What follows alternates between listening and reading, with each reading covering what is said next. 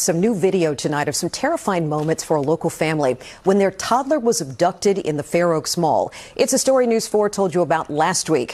Fairfax County Police are sharing this new surveillance video. It shows the suspect walk into a children's play area, and moments later, a little girl walked out. Watch closely. He followed shortly behind her and then casually picked her up. He walked out of view and into a nearby store with the little girl in his arms. News 4 obtained a criminal complaint. It said the girl's father was in the play area with her sibling and didn't realize she'd walked out. Her mother actually happened to be in the store that the suspect wandered into. She noticed the man with her child, confronted him, and he gave the girl up and took off. Fairfax County Police eventually arrested him. His name is Andreas Caceres Jalden. Police Chief Kevin Davis joins me now to talk a little bit more about this case and this new video. Chief, thank you so much for being here. To watch that video, it is frightening. A parent, grandparent, anybody, when you see that, it's really, really chilling. We did some counting here, and there were just 22 seconds from the time the child left the play area to the time that man actually picked her up and started to walk away. Why is it so important for you guys to make sure that the public is seeing this video? Well, beyond the immediacy of this really scary event, and thankfully we arrested him that day, the perpetrator. Mm-hmm. But imagine Fair Oaks Mall is like any other mall, and the perpetrator, when he picked her up, he could have gone in 4 different directions. If he didn't go in the direction of the store where the mom was, mm-hmm. so she saw him, God knows what would have happened. No. So we share this not to alarm people, but to make everyone realize that, yes, it can happen to anyone. It happens so very quickly, like mm-hmm. you pointed out.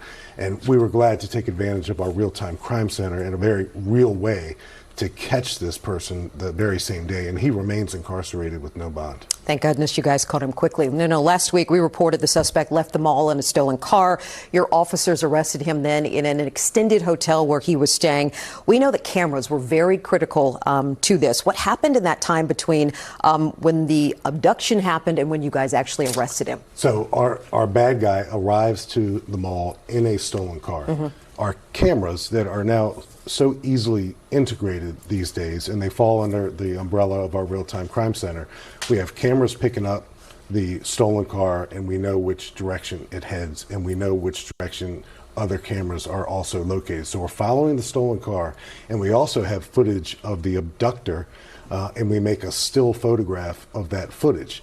And then we draw a circle around the mall and start reviewing recent arrests that the Fairfax County Police Department has made. Mm-hmm. We pull up mugshots. We compare mugshots of recent arrests to the still photo, and thank God we made a match. And we made a match within a matter of minutes. You guys did it quickly, too. Very quickly. Finally, let me ask you real quick. The suspect claimed he was trying to help the little girl's parents. We found in court documents he has a history of assault and schizophrenia. What else can you tell us about him? I don't know a whole lot about him, but I know people who do things like he did can't be in our society harming children. And the National Center for Missing and Exploited Children right here in Northern Virginia tells us that there were 712 attempted abductions or abductions of children in 2024. Most of them are girls between the ages of 10 and 14. And most of the times the perpetrator is not on foot. Most of the time the perpetrator is in a car trying to lure these quite often little girls by asking questions and offering a ride. So it's just a conversation that every kitchen table has to have, not in an alarming way, but in an educational way. And I tell my kids, and they're all older now, that no is both a complete sentence and an answer. So our children have to be able to say loudly and clearly to any stranger just the simple term no. That is the most important advice, I think, for all parents, people listening out there with young children. Police Chief Kevin Davis, thank you so much for coming in. We really appreciate it. Important information. All right, so this is what's coming out of our community. They're telling us there's an abduction within Fairfax County. And the chief of police tell you, when he's asked about this individual, he tells you he doesn't know a whole lot about this individual. How does that make any sense? What do you mean you don't know a whole lot about this individual? You have him arrested. You looked him up. You arrested him. But then you pedal back and you say you don't know a whole lot about this individual. We're watching a CCTV video where it shows this man comes out from that playground within 22 seconds of this little girl walking out from the playground. Within 22 seconds, he follows her and he picks her up. And the chief of police says he could have gone out into 4 different directions, but he chose to go into the store. The store where her mother is in. So let's walk this back a little bit. Where did this little girl come out from? The playground. Where was the mother? She was in the playground with her daughter. Where was that man? In the playground. So the mother wanders off into the store. We don't have that CCTV video. They don't release that portion. They only release when the little girl wanders from the playground into the middle of the mall. 22 seconds later, that man goes after the little girl. He sees her in the middle of the mall. And then he takes her, he picks her up, and he goes in the same direction that the mother went into, which is the store. I mean, if this was an abduction, why would he follow the mother into the store? The chief of police tells you he could have gone in 4 different directions. Sir, if this was an abduction, he would have wandered away from the mother. Now, our question for the chief of police, why are they not being honest with the community by releasing the full CCTV video? Why are they releasing a portion of a CCTV video that really doesn't show a whole lot? So we have a lot of questions for the police department. Now, you see that man, he's on his cell phone just right before he picks up the little girl. Why is the police department not releasing who he's on the phone with? What kind of text communication? Who was he calling? Because that's going to tell you if this was an abduction or if it's not an abduction.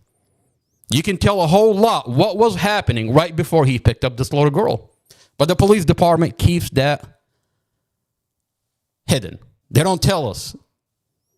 And if you FOIA request the text communication, because that's exculpatory evidence, that's very important information when you're talking about someone abducting this little girl. But of course, the police department is not going to release that information. And the question is, if the police department is not hiding anything from the community, and this is an abduction, why not release the information? Instead, they release a small portion of a CCTV video that doesn't show a whole lot. Look, I'm just asking questions. This could be an abduction. This could be a horrible monster abducting a little girl. But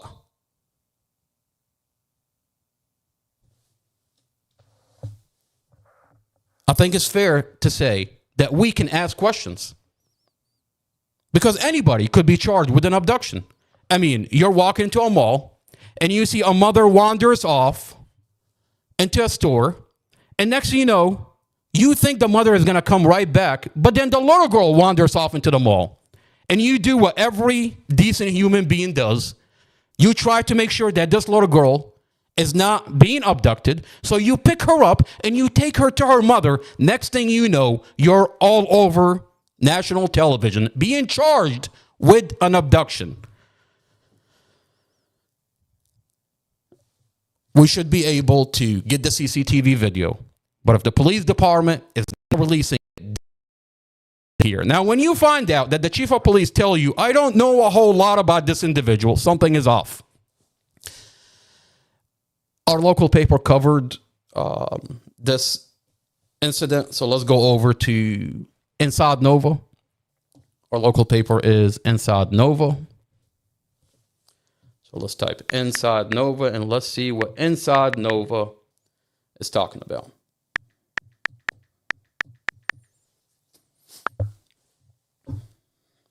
before we go into Inside Nova. Why is Inside Nova not working?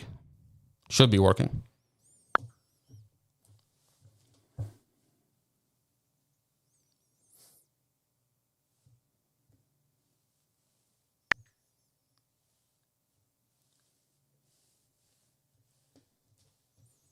There we go. This is not another boring podcast. Mustafa through the police body cam. Judge Carol Weimer under the microscope. Today we have a lot to talk about. We're going to talk about what's going out of our community with the abduction, the alleged abduction that they're telling us.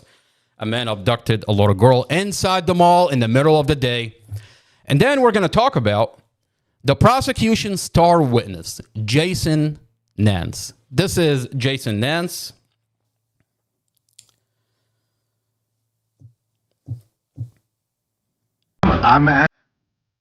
This is Jason Nance.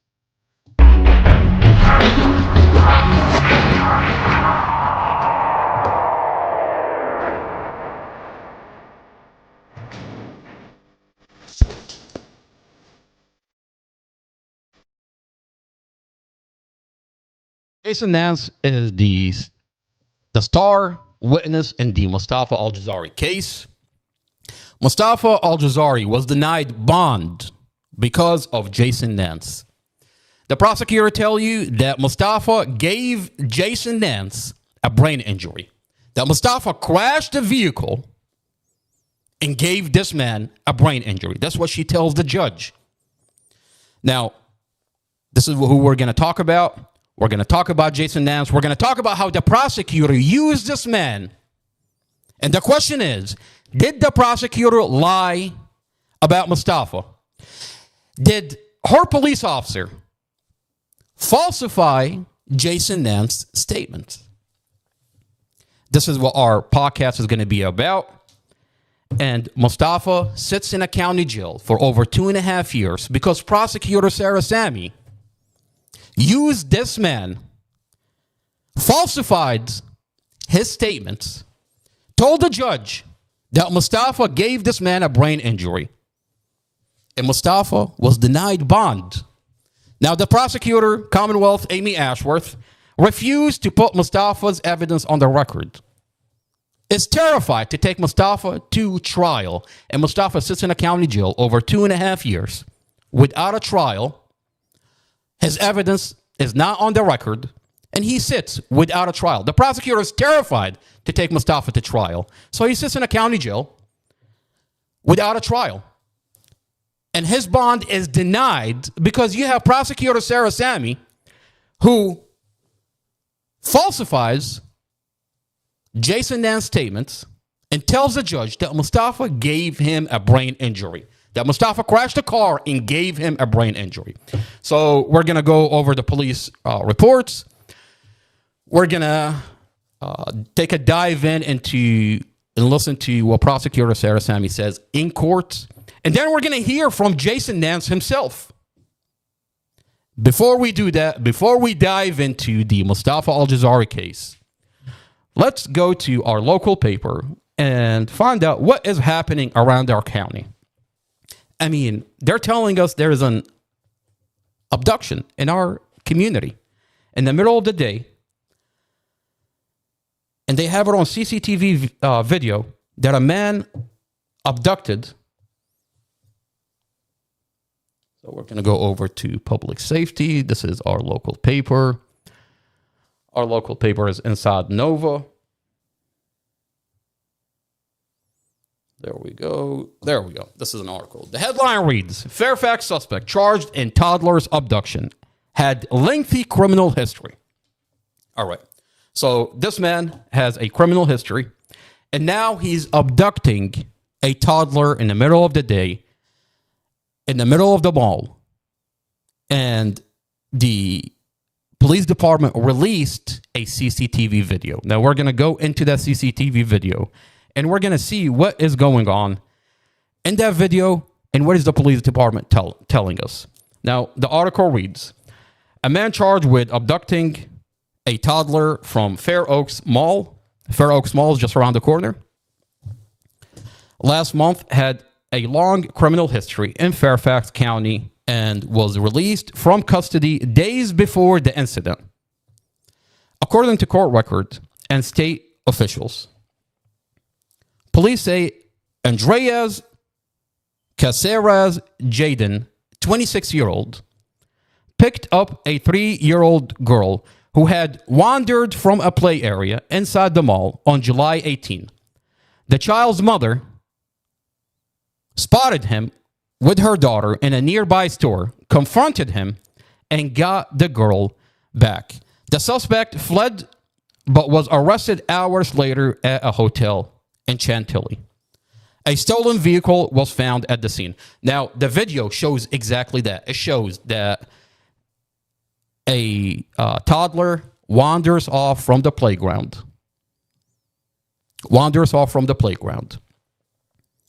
22 seconds later, this man, Andreas Caceres Jaden, 26-year-old, goes after her. He's also on the playground. He goes after her, picks her up, and then goes into the store where her mother was at. Our question is this an abduction? How is it an abduction if he goes into the store where the mother is in? I mean, obviously the mother was in the playground. The CCTV video is, they don't release the whole CCTV video. They released the portion where the toddler wanders off into the middle of the mall. They released the portion where that man goes after the toddler, picks her up, and he goes into the store where the mother originally wandered into. Our question is, if this was an abduction, why would he go into the store where the mother is in to give her that baby? I mean, this man is telling you that I'm trying to help this mother. I'm trying to help this baby by giving this baby to the mother. The baby is wandering off in the middle of the mall. The chief of police asked on national television, he says he could have gone 4 different ways. Yes, he could have gone 4 different ways. He went into where the mother is in. So how is this an abduction? They're not releasing the entire video. They're only releasing a portion of it. Now, another question that we have, that man was on his cell phone. What was he texting? Who was he texting? Because this is going to tell you if this is an abduction. They tell you that he was found in a stolen vehicle. Was it his stolen vehicle? Was he in a car with another individual who that person had a stolen vehicle? We're left in the dark with these questions. So these are questions that we have for the police department. The article continues. Jaden is charged with abduction of a minor. Jaden is charged with abduction of a minor and grand larceny auto. He is being held without bond, so they didn't give him a bond. Court records show he has been involved in more than 30 criminal cases in Fairfax County. 30 criminal cases in Fairfax County, including past charges for assault and destruction of property. Lieutenant Governor Winston Earl Sears.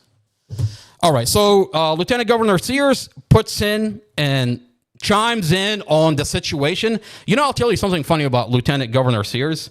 This is, let's go over to her Facebook really quick. Lieutenant Governor Sears is nowhere to be found. But now she wants to anything for an extra vote. I mean, she wants to politicize this situation. This is Lieutenant Governor Sears. That's her Facebook.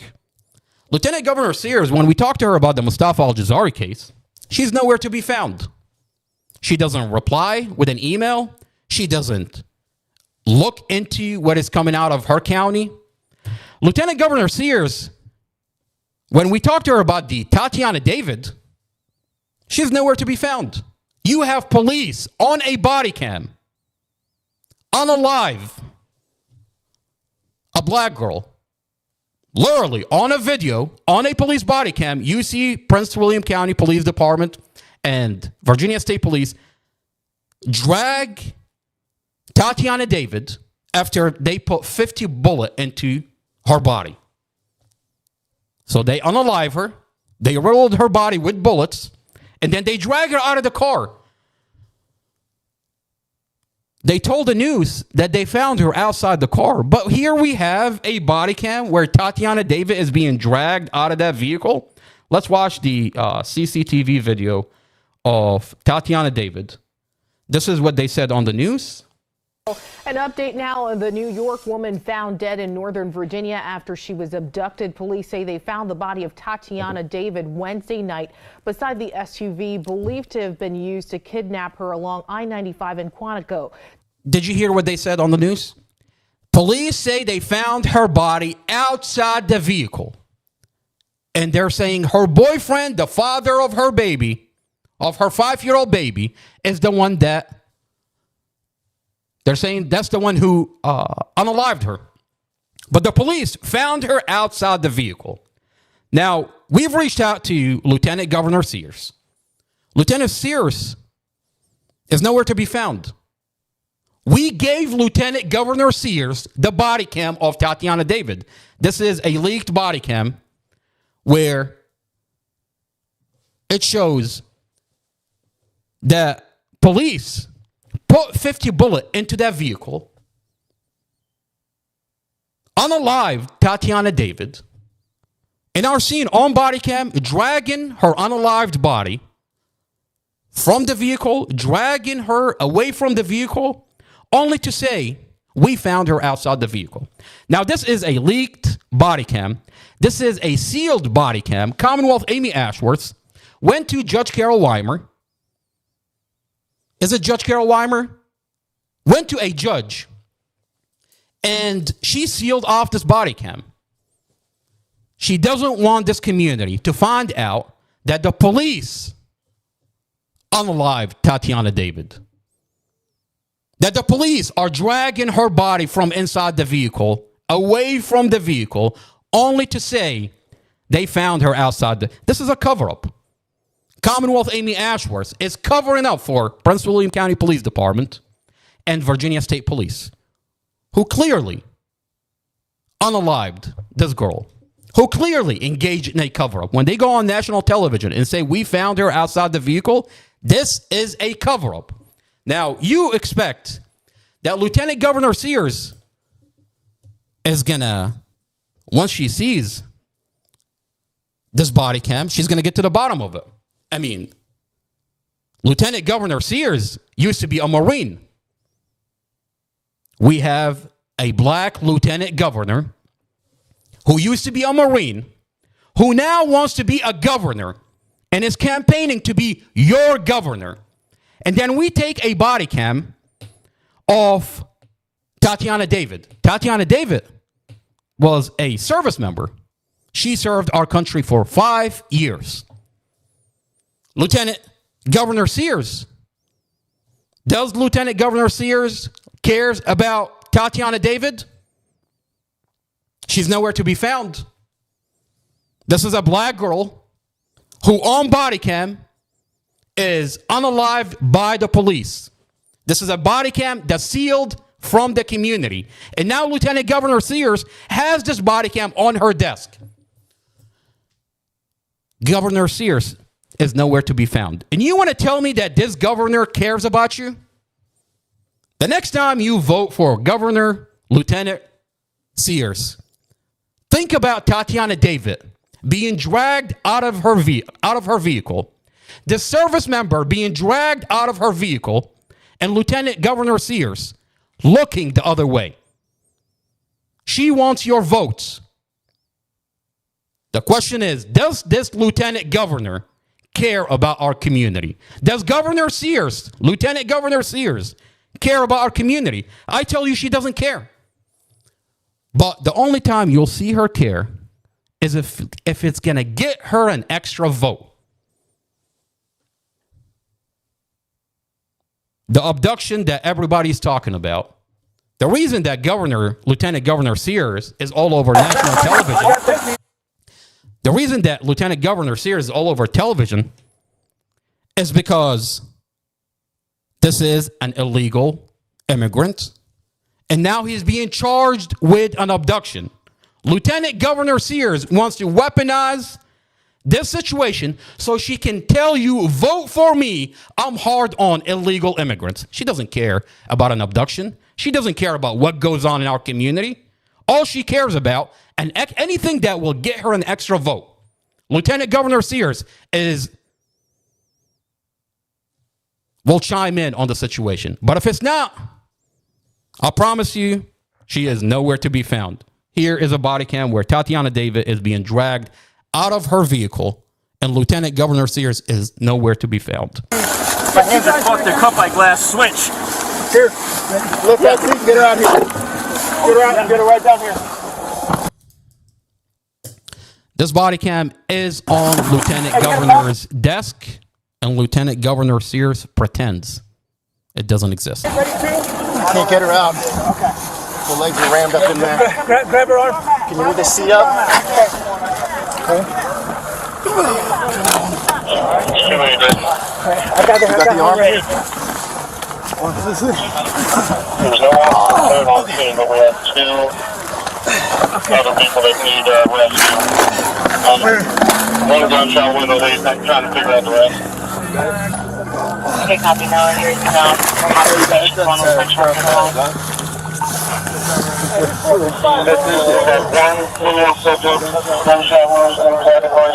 gonna have to stand her up. Yeah, grab. There you go.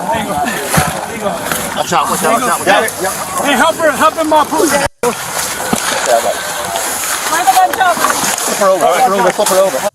Lieutenant Governor Sears, you have this body cam on your desk. You're watching a service member being dragged out of her vehicle by police. You're watching a black girl getting dragged out of her vehicle. Her name is Tatiana David.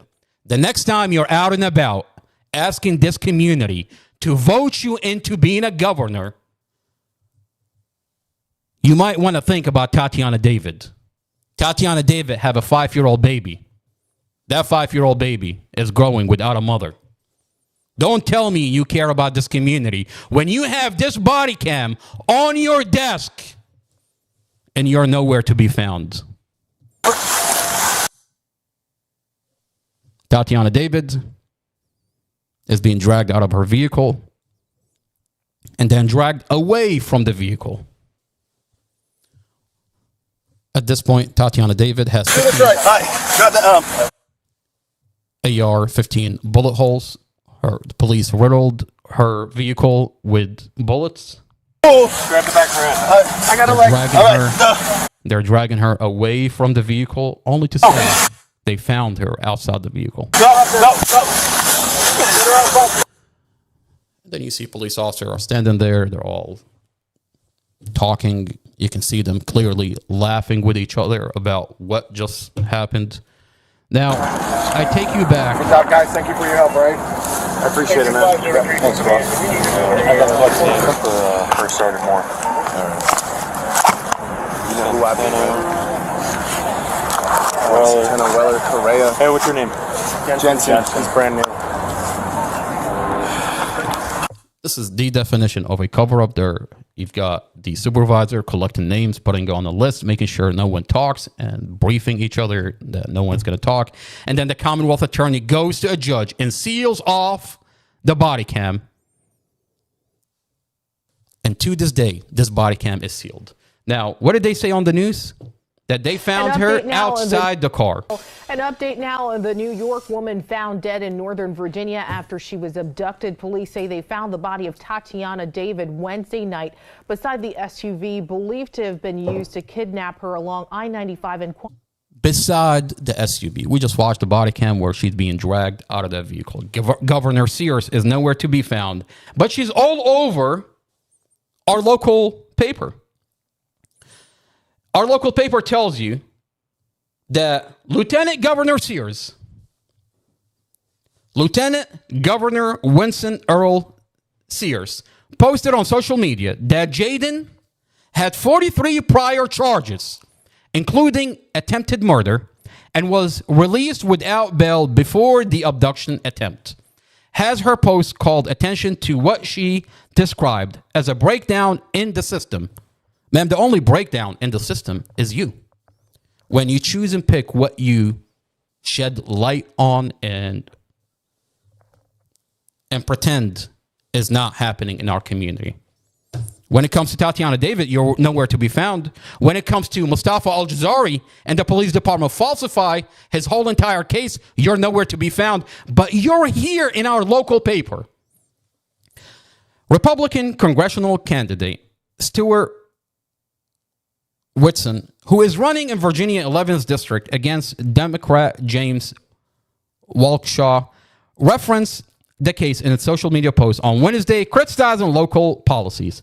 A toddler, he says, a toddler kidnapped in broad daylight from our neighborhood mall. This is what happened when soft on crime politicians put criminals ahead of your family. This is what Winston wrote. A preliminary hearing in the case is scheduled for August 21st in Fairfax Juvenile and Domestic Relations Court. The Fairfax County Police Department responded to a request for comment, but said it had no additional comments. All right, so this is what our local paper is telling us. Our Governor Lieutenant Sears, is politicizing this issue. And this is Lieutenant Governor Sears. She wants to politicize this issue. And her post is... This is her post. Let's see.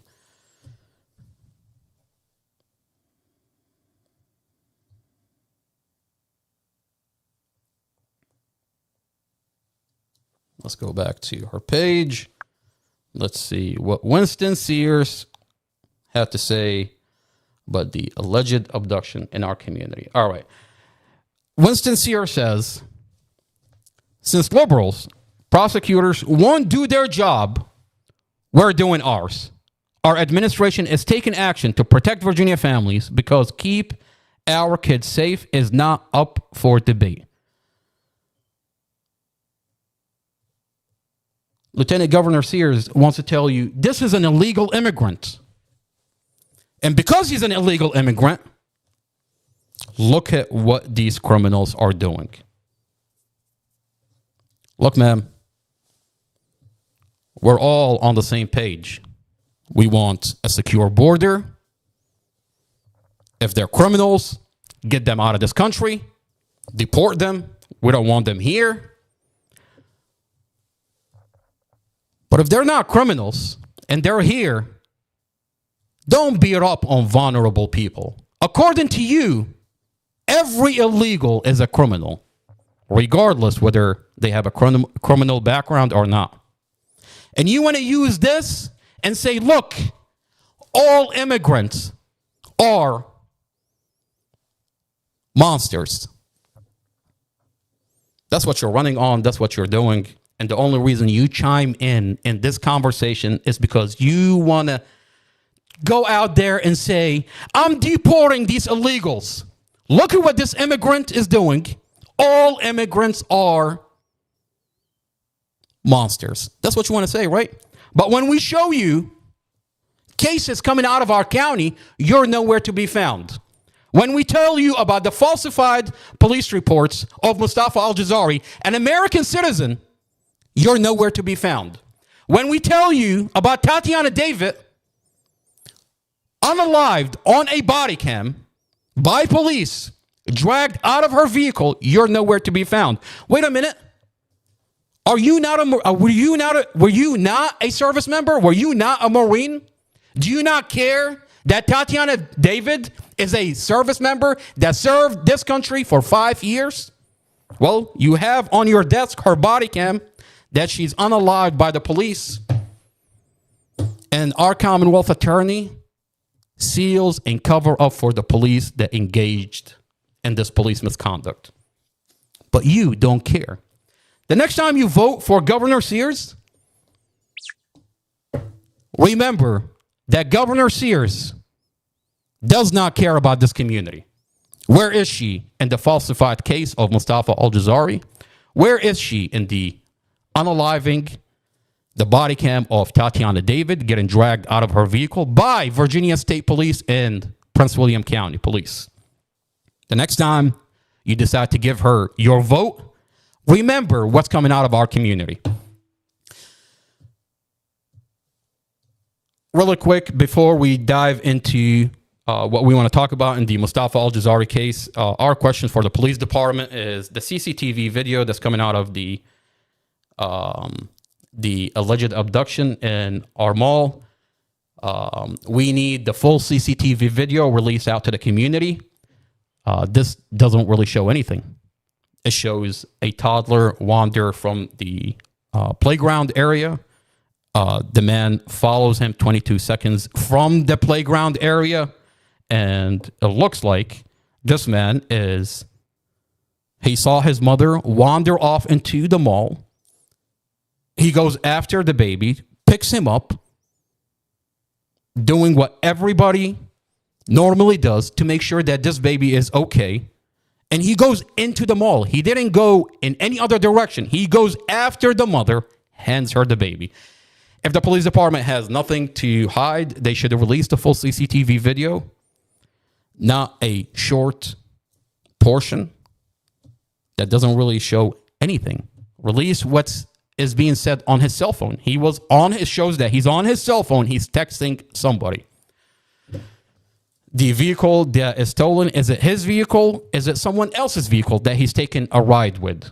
Is his family there with him at the time when this situation happened? So these are questions that we have for our local police department, and we ask that they be honest and upfront with the community, and instead of just politicizing a situation because he's illegal,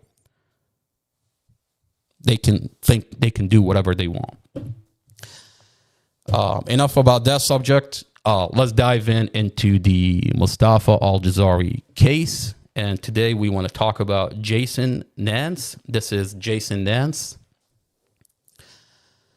Jason Nance is being used in the Mustafa Al-Jazari case. He is the star witness.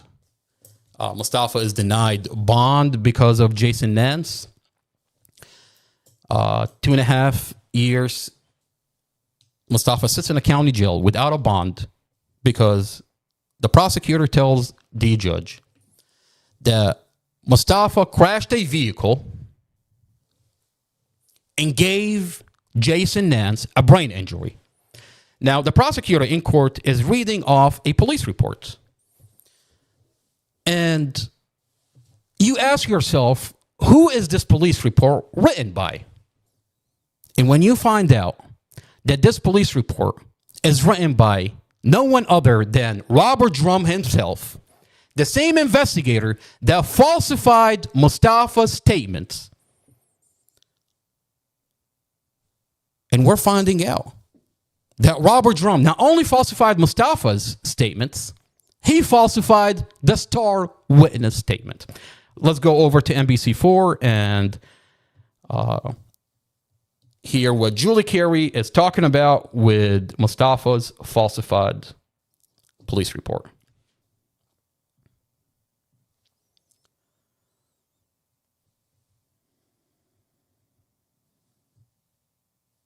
For tonight, there are new questions being raised in the case of a man charged with murder for a crash that killed his girlfriend and her 5-year-old daughter last year. They come after Prince William's police chief ruled the investigating officer had violated department policy. Northern Virginia Bureau Chief Julie Carey spoke to the driver's defense attorney about why he thinks the finding casts doubt on the case. Mustafa Al-Jazari has been behind bars for almost a year now, accused of intentionally driving his car into oncoming traffic, a crash that killed Dorothy Fontaine. Now, the police department accused Mustafa of intentionally driving his vehicle on purpose into oncoming traffic, and they're charging him with murder. Now, you'll be surprised to find out that the police department inspected Mustafa's vehicle and found brake failure. This is a body cam where Mustafa's vehicle is being inspected by police, and they find brake failure, that two of his calipers did not engage. Mustafa's foot is on the brake the whole entire time trying to stop the vehicle. That's what the computer inside the vehicle show. Every vehicle has a computer, the ECM, and the computer shows that Mustafa's foot is on the brake the whole entire time trying to stop the vehicle. Now, this is a body cam where the police inspect Mustafa's vehicle and find that two calipers did not work. Brake didn't engage. Now, this is Mustafa's toxicology report. It shows that Mustafa, no alcohol and no drugs. This is Mustafa's system. If you zoom in, this shows blood alcohol non-detected. There's no alcohol in Mustafa's system. THC 0.00003. There is no drugs in Mustafa's system. So, no alcohol, no drugs. There's brake failure in Mustafa's vehicle. The dash cameras show that Mustafa did everything he can to avoid a vehicle accident.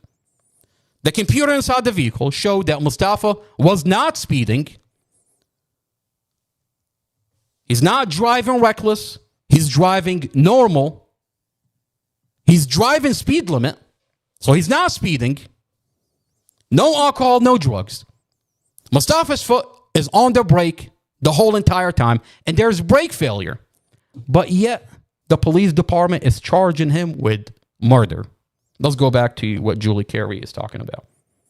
Police chief ruled the investigating. For tonight, there are new questions being raised in the case of a man charged with murder for a crash that killed his girlfriend and her 5-year-old daughter last year. They come after Prince William's police chief ruled the investigating officer had violated department policy.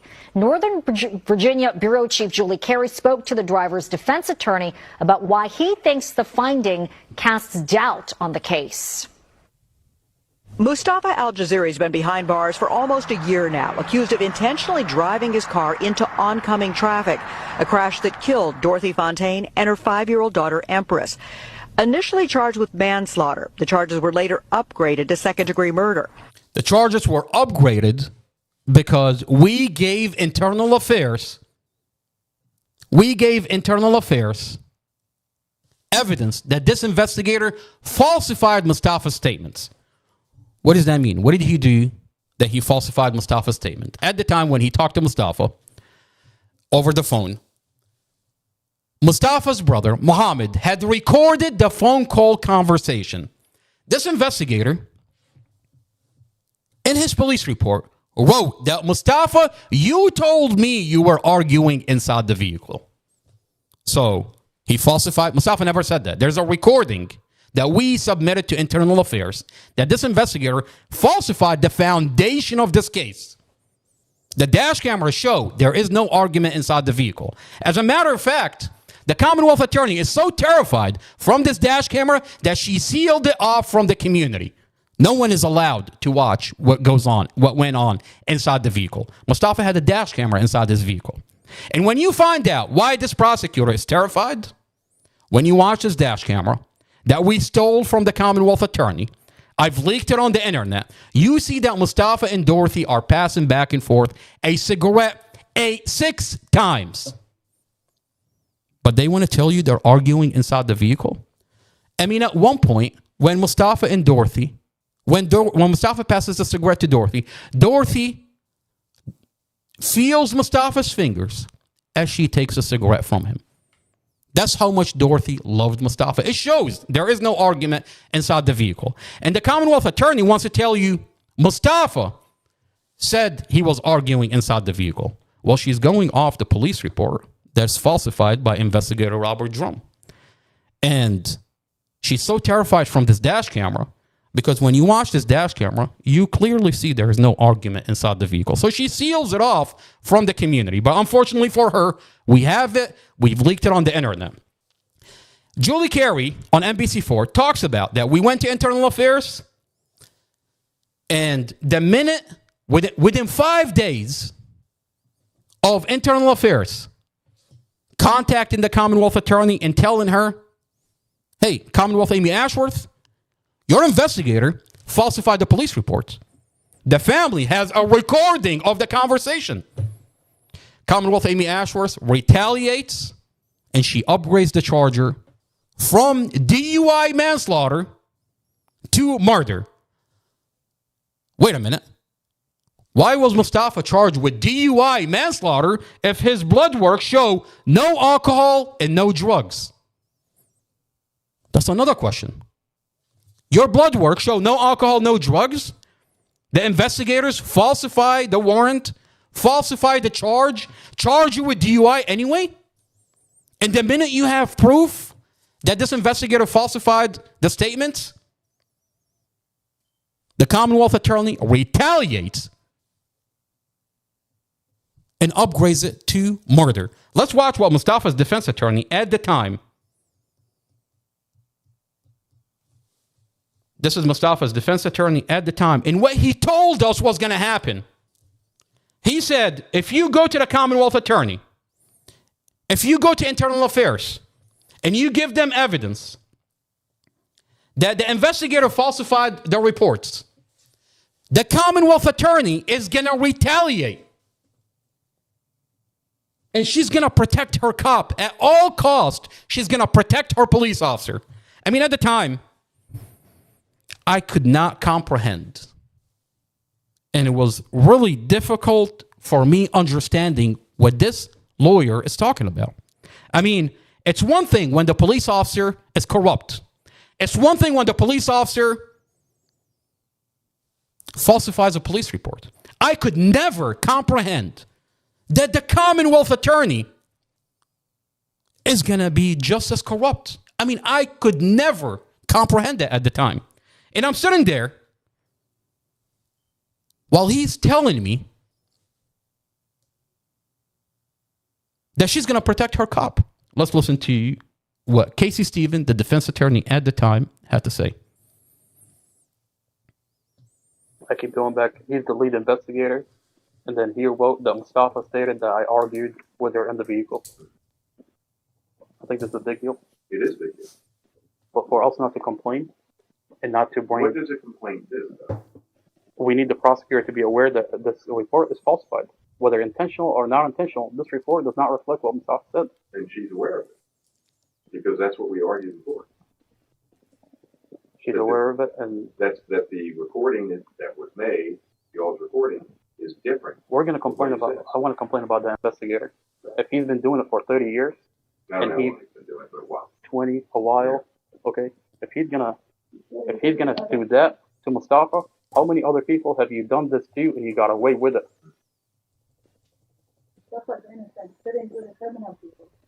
Okay. So far, as far as I know, she says she heard the recording.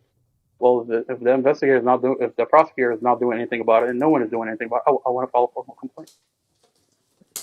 What do you think? I don't believe it's helpful. It's not helpful to Mustafa. Why? Because in my experience, it will embolden the prosecutors to support their officer and try to turn this into, well, we just made a mistake. That sort of thing. Okay, that's okay. Okay. In my experience, he says, is going to embolden the prosecutor, and she's going to protect her police officer. And that's exactly what happened. Within 5 days of us going to internal affairs, they upgrade the charges to murder. Shelly, thank you for being here. I love you, ma'am. I missed you a lot. We haven't seen you. You've been gone for a while. Thank you for being here. I appreciate it. You know, I'm here. Regardless if you don't see me, I'm here. You know, I'll tell you, Shelly, we have a very interesting video that I'm going to play toward the end of the podcast that's going to reveal a whole lot about this case. You know, you think that Robert Drum only falsified Mustafa's statements. When you find out, not only did he falsify Mustafa's statements, he also falsified the star witness statements. I have a video that the star witness is coming forward and he's speaking out. And he says, I never told that to the police. The police department falsified what I said. Now that's disturbing. So I'm going to play that video. Awesome. It's so disturbing on so many levels, because when you think that he falsified Mustafa's statements, and then you find that he's falsifying the witnesses' statements. And right. So the question is, Mustafa sits in solitary confinement for over 2.5 years. Mustafa is denied bond because the prosecutor in court told the judge that Mustafa, I mean, when you read the police reports, I'm going to go over to the police report and show you what Robert Drum wrote in his police report. So that way, you don't have to sit there and take my word for it. And I tell this community, when we get on this podcast, you don't have to take my word for anything. I have body cams that are sealed by the county, that the county is hiding from you. I have police reports that the county is hiding for you in the Mustafa Al-Jazari case. Commonwealth Amy Ashworth sealed off the whole entire file. And the question is, if you have nothing to hide, why are you sealing off this file? Why are you not being honest with this community? This is our chief of police. Shelly, this is our chief of police. Our chief of police is Peter Newsham. This is Peter. So that way we know who we're talking about. Peter Newsham. All right. This is our chief of police, Peter Newsham. All right. Now, Shelly, you're from this community.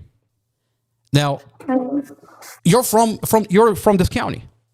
Yep. Now, this is your chief of police, Peter Newsham. My tax dollars pay for that, yes. Your tax dollars goes into this police department. And you expect that this police department is serving and protecting. Now, when you find out, I'm here, and I'm talking to the chief of police over this platform. And I'm telling him, the Commonwealth Attorney, Amy Ashworth, sealed off the Mustafa Al-Jazari case.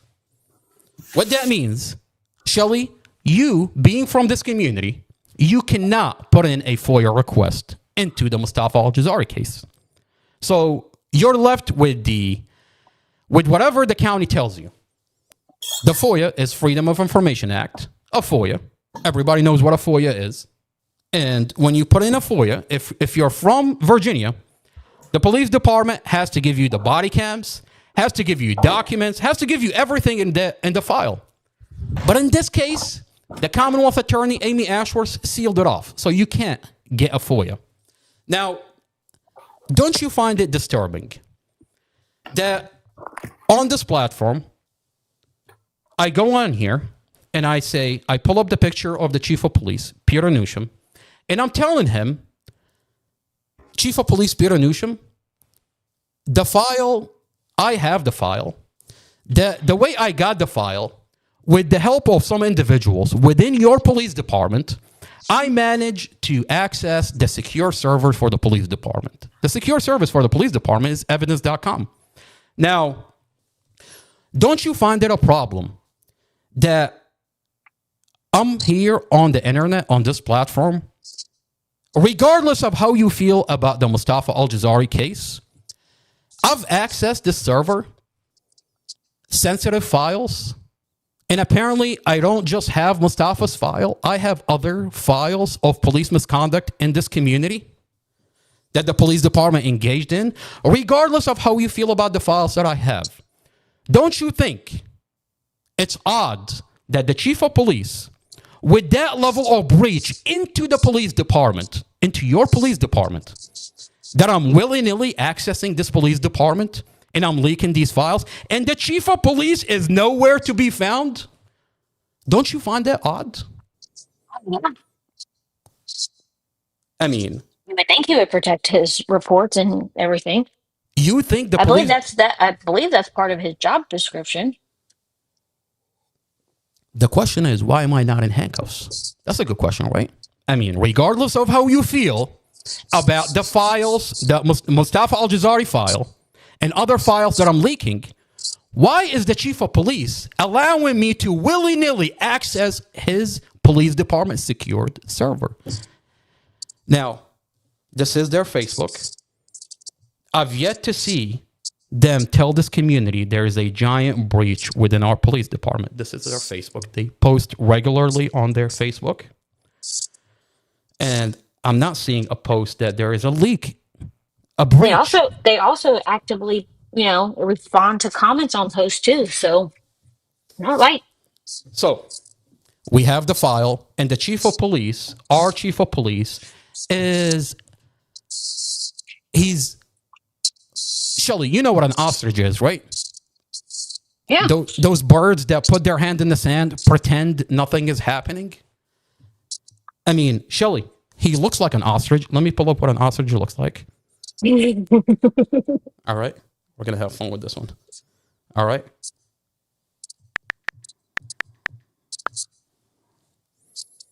All right. This is an ostrich. I'm going to zoom in. This is our chief of police. And Google defines an ostrich as a large, flightless bird native to Africa, known for being the tallest and heaviest living bird species. They are incredibly fast runners, capable of speed up to 43 miles an hour, and have a powerful legs and two-toed feet adapted for speed. Ostrich also lay the large eggs of any living bird. All right? All right. This is what an ostrich looks like. This is our chief of police, and he's sure acting like an ostrich. I mean, he's nowhere. I mean, look at him. He's nowhere to be found. You have a giant leak within your police department. I'm accessing sensitive information, willy-nilly going into your police department. I've got all your files, and you're nowhere to be found. You're terrified. I'll tell you, Shelly, I'll tell you why he's terrified to put me in handcuffs. The minute that you put me in handcuffs, you have to talk about the files that I have. What did I steal from you? What files? What body cams? Oh, wait a minute. Your police department is dragging a service member out of her vehicle after you and Virginia State Police put 50 bullets into that vehicle. Is that what we're talking about? Is that why you're not coming after me, sir? This is a body cam where Tatiana David is being dragged out of her vehicle after Virginia State Police and Prince William County put 50 bullets into that vehicle. This is a black girl, a girl that served our community for, served this country 5 years. Can't get her out. The legs are rammed up in there. Grab her arm. Can you move the seat up?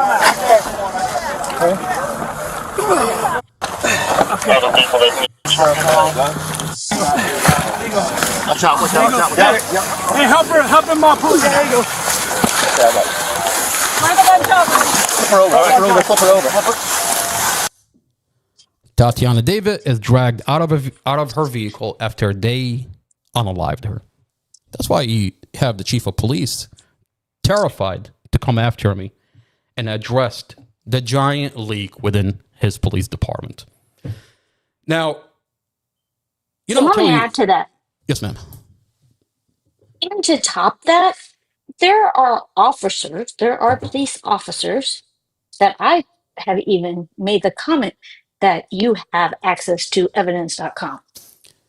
Shelly, can you do me a favor? I'm putting you, so I've managed to connect TikTok with YouTube. I'm putting you on the screen. Do you mind turning on your camera?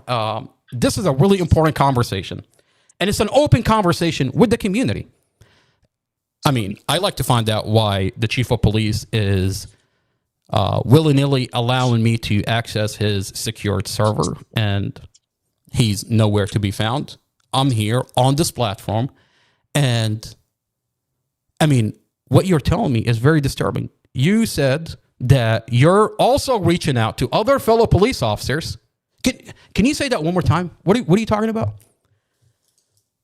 Yeah. So I personally had conversations with, active Prince William County police officers, detectives, and whatever their titles are. Regardless, they wear a uniform. They have a badge. They fall underneath his umbrella, and they are well aware that you have access to evidence.com. So you've got police officers asking questions. Why is the And they chief were of like, police? wow, Yeah. that's kind of impressive. And the chief of police is nowhere to be found. Exactly. He doesn't address.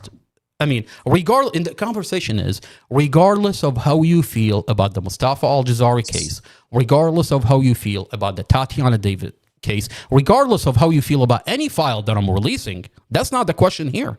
The question here is, how is the chief of police not addressing the breach within his police department? I mean, sensitive files are being released. You've got witnesses all over the internet. You've got files all over, and the chief of police just pretends it's not happening. There's something off. Something is not making sense. Exactly. And I'm telling you, this chief of police is terrified to come after me, because the minute you come after me, it has to be litigated in court of what I took from you and the content of the files that I have. Your police officers engage in police misconduct, and you're terrified to open this can of worms. We're going to continue to release files and talk about, today's podcast is going to be really disturbing. This is them. They're just jokes. They're Absolutely. They're jokes. Absolutely. I mean, this is exactly, we're watching. I mean, this police department has an obligation. And by the way, when I engage in talking about what's going on out of our county, this is not a reflection of every police officer that work in this community, in this police department. The majority of police officers in this community, they put their life on the line every single day. And I have files on certain police officers. I'm not talking about every police officer. Absolutely not.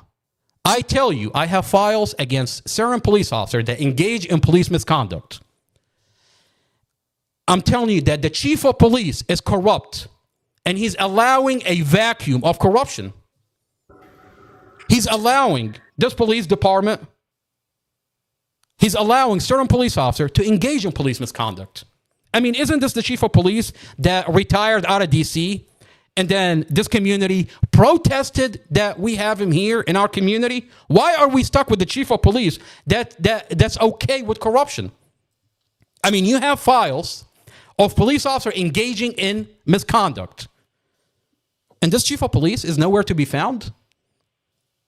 Pretend nothing is going on? I mean, Shelly, the conversation today is, not only did Robert Drum falsify Mustafa's statements, Robert Drum is falsifying the star witness statement, and Mustafa sits in a county jail without bond for over 2.5 years because Robert Drum, the investigator, falsified Jason Nance's statements. Yeah. Also, when you read the report, pay attention to. They call him James at one point in the statement. Yeah. Like, who does that? You're talking about so this is, so Shelly, I have the report right in front of me. And when you read it, this is the portion where they talk about Jason Nance. And when you read it, it sounds disturbing. It sounds really bad. I mean, in this police report, this is the report written by Robert Drum. Okay? This is in Mustafa's discovery. Now, the report says, this is Robert Drum's name. Okay? Robert Drum. All right? Entered by Robert Drum. Entered on May 19, 2023. All right? So this is Robert Drum's report. And Robert Drum's report says, this is a supplement to case PD 23-00-12076 in reference to multi-vehicle crash, which occurred on April 5th, 2023. I received a voicemail from Jason Nance, who advised he knew Mustafa from a local 7-Eleven. Now, that's interesting because when I access evidence.com, where is the recording of the voicemail? Where is that voicemail? That voicemail is nowhere to be found. It's not there. And that's a problem because now we're left with relying on the investigator. We're solely taking the word of the investigator. All we have is what the investigator put in the police report. It's crucial that the voicemail is not there. I mean, this is exculpatory evidence from Mustafa's file actively being removed from Mustafa's file. In Mustafa's file on evidence.com, the voicemail is not there. He said, okay, so the report reads, I received a voicemail from Jason Nance who advised he knew Mustafa Al-Jazari from a local 7-Eleven. James stated he was the victim of a TBI.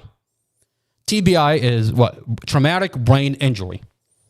And it's difficult to understand some of what he is saying. Jason called left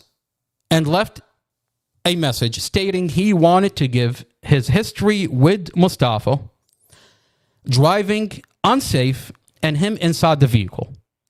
Jason stated Mustafa attempted to get Jason to have Mustafa, his girlfriend, and her kids move in with him because he was unemployed and needed help. Jason was extremely hard to understand, and he stated Mustafa tried to time something unsafe while driving, but didn't go through with it. Jason stated he was furious after this event. He got outside of the vehicle and didn't want to speak to Mustafa again. Jason stated Mustafa was greedy and didn't value life. He fears Mustafa even messed with the seatbelt of the vehicle during the last crash he was in to hurt his passengers.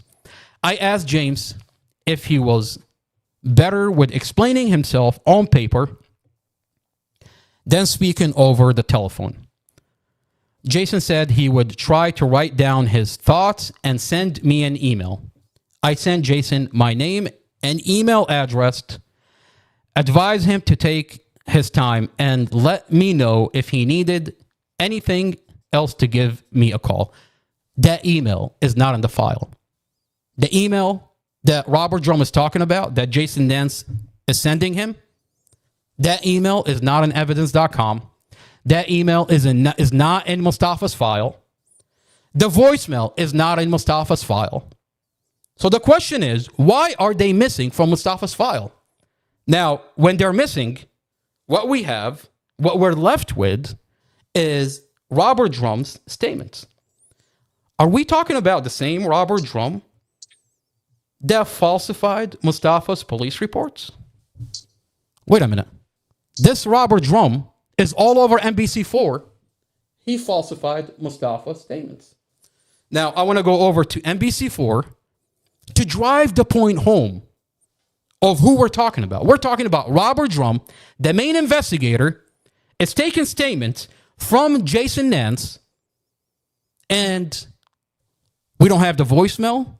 We don't have the email. We're left with what Robert Drum is telling us that Jason Nance had told him.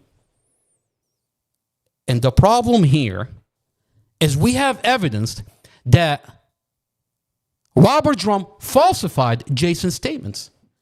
You ask me, what are you talking about? I have Jason Nance himself on video coming forward, and he says the police department falsified my statement. I never said that. Mustafa never gave me a brain injury. Mustafa never crashed a car and Mustafa never gave me a brain injury. Mustafa never crashed a car. The police department falsified my statements. He's all over the internet saying that. We have a video and we're going to go into that video. Now, let's go over to what NBC4 is talking about. We're talking about the same investigator is now deleting voicemails, the voicemail of Jason Nance, the email that he sent him. It's not in the file. And we're left with the what the investigator is telling us.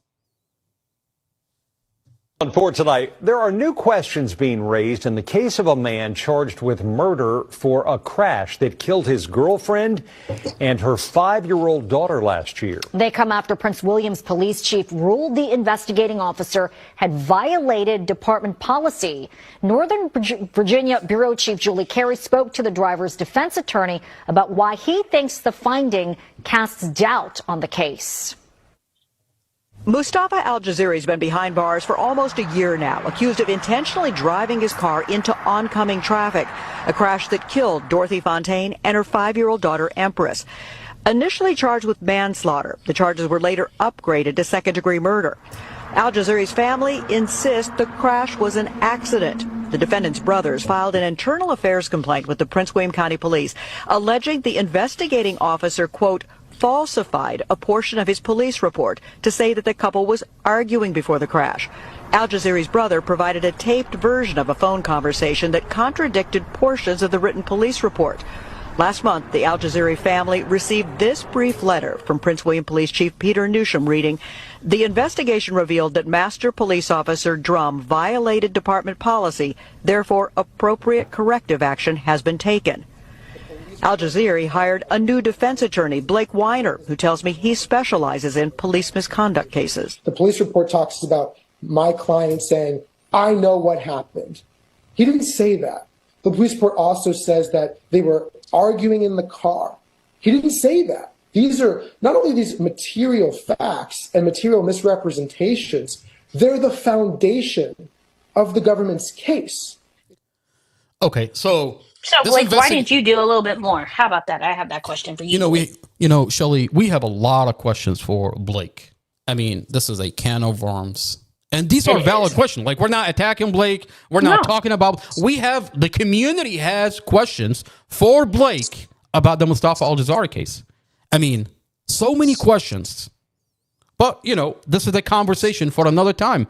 And yes, sir. We reach out to Blake on this platform.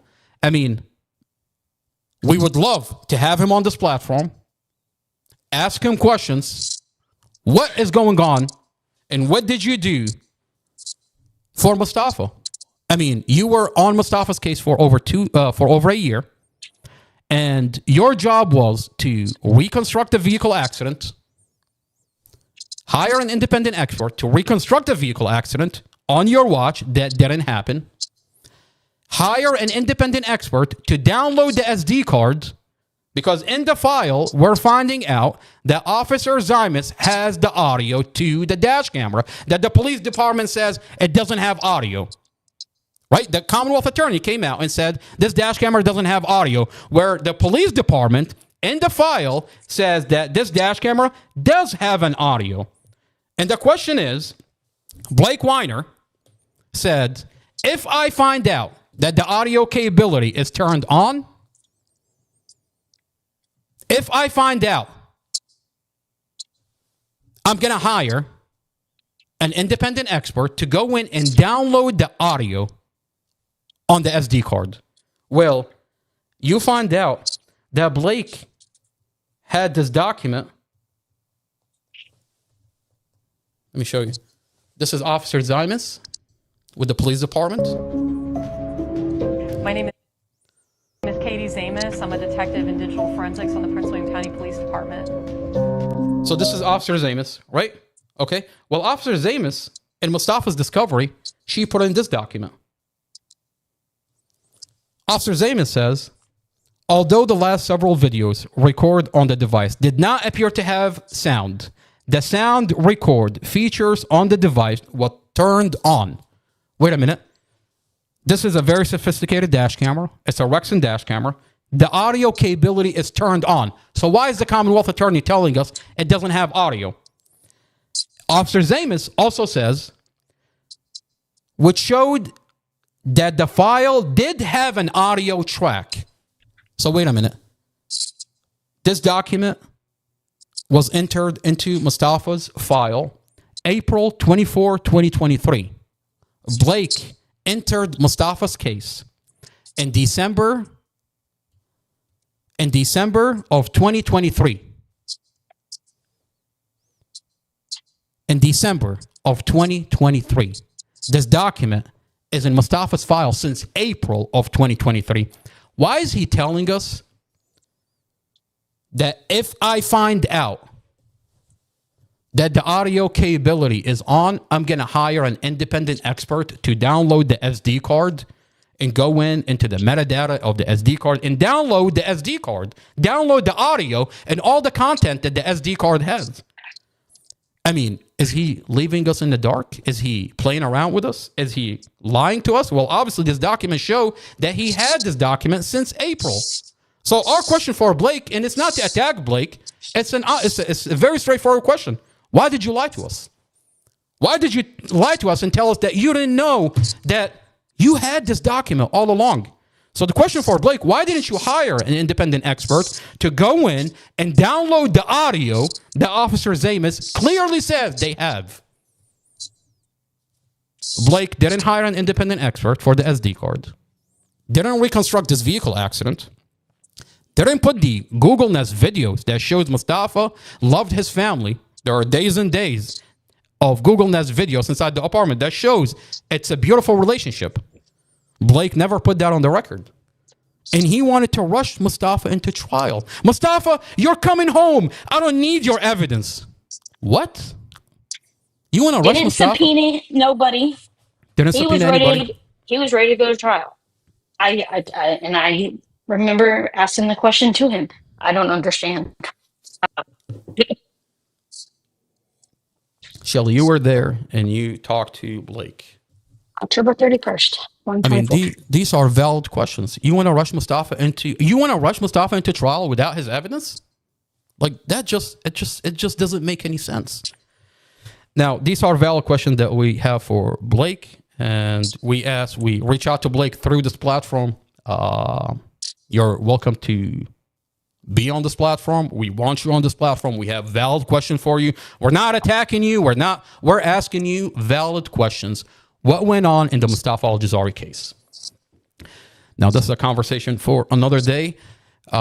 So, back to this police report. Yeah, it's a can of worms. All right, so back to this police report. We just watched NBC4.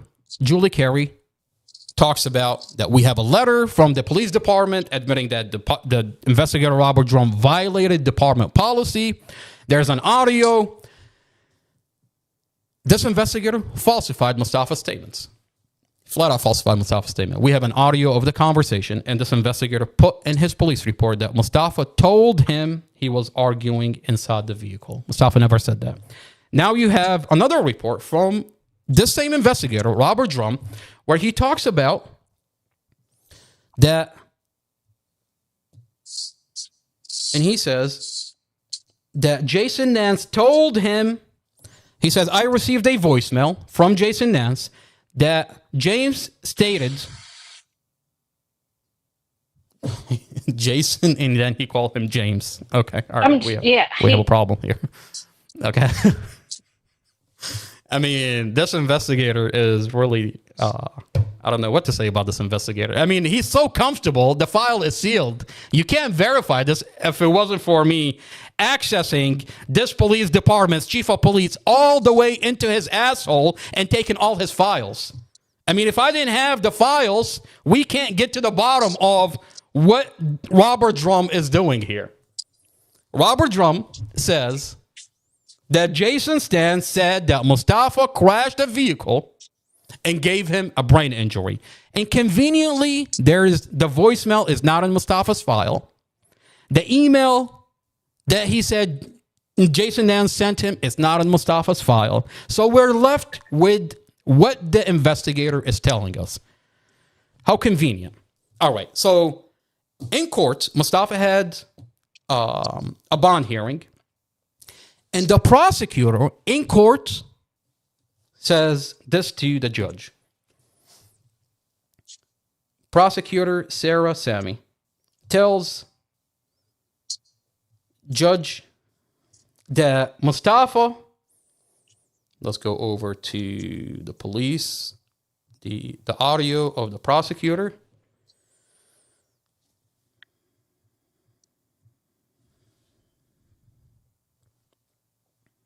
There we go. All right, so this is the audio. This is the audio from the bond hearing. Let's see if I can go to the timestamp where prosecutor Sarah Sammy, that's Sarah Sammy, prosecutor Sarah Sammy tells the judge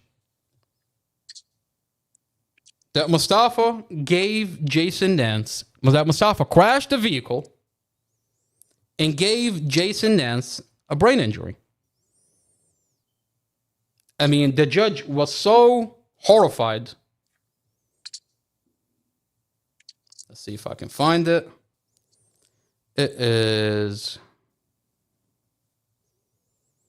So I have the whole thing numbered.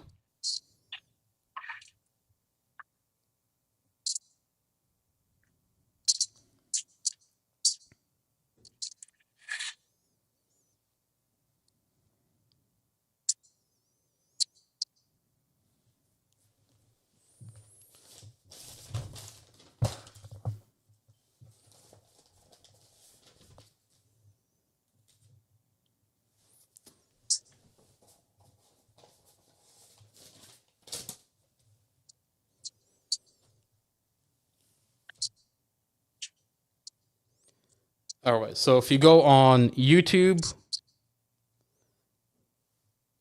under Not Another Boring Podcast, and there is an audio recording called General District Bond Hearing, August 7, 2023. There should be, there we go. So timestamp 3022. So if you go in the comments and you click on 3022, that's a timestamp, you'll hear Prosecutor Sarah Sammy tells the judge that Mustafa, she says, Your Honor, I have a police report from Robert Drum where Jason Nance talked to him, and Jason Nance said that Mustafa crashed the vehicle and gave Jason Nance a brain injury. Let's listen to what the prosecutor is talking about. Your Honor, an individual totally unrelated to this matter, after all of this happened, contacted Investigator Drum with the crash unit to indicate that he had previously been in a vehicle with this defendant, and the defendant had caused a crash in which he had a traumatic brain injury from. It was apparent to Investigator Drum, as this individual could not actually get his words across to Investigator Drum, and Investigator Drum actually asked him to write a written statement, as he could not fully understand what he was saying.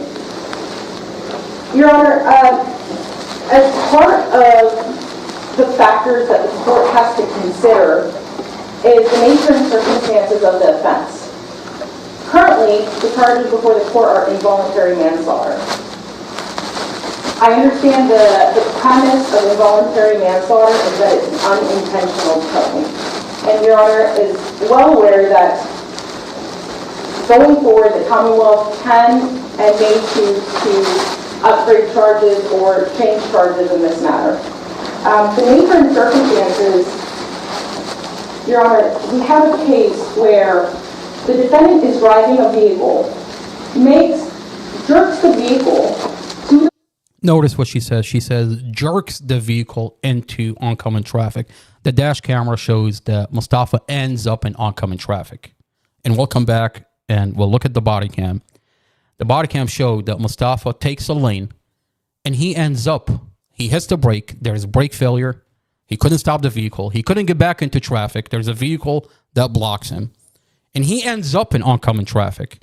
And he avoids every vehicle, makes it all the way to the fourth lane. But this prosecutor says that he jerks the vehicle into oncoming traffic. That's not true. That's not what the dash camera shows. But she's so comfortable saying that in court because the dash camera is sealed.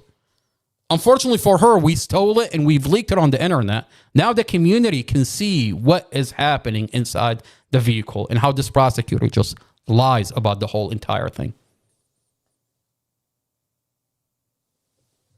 As a parent, in the video, passes the median in the middle through the intersection into oncoming traffic, where he is then... Okay. So, Casey, thank you for being here. Hello. Okay. Hello. So, prosecutor tells the judge that Mustafa, she has a report that Mustafa gave Jason Nance a brain injury. Okay? That's what she told the judge. Now, we're going to listen to it one more time, and then I'm going to go into the police report. And the question is, sometimes you want to give the prosecutor the benefit of the doubt. That, okay, your police officer falsified the statements of the witness. You're just reading off the police report. Now, the problem here is you can't give the prosecutor the benefit of the doubt that she didn't know, because this prosecutor, when you open the discovery, the FBI provided Mustafa's driving record, and it's in the discovery. This prosecutor has Mustafa's driving record. Mustafa has perfect driving record. Mustafa never got in a vehicle accident.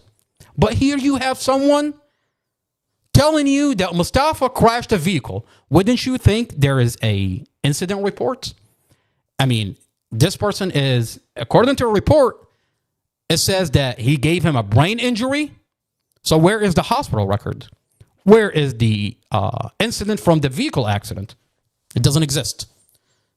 Mustafa's record is in the discovery. So the prosecutor is looking at Mustafa's driving record, and Mustafa has perfect driving record. There is no accident. Jason Nance, there is no accident.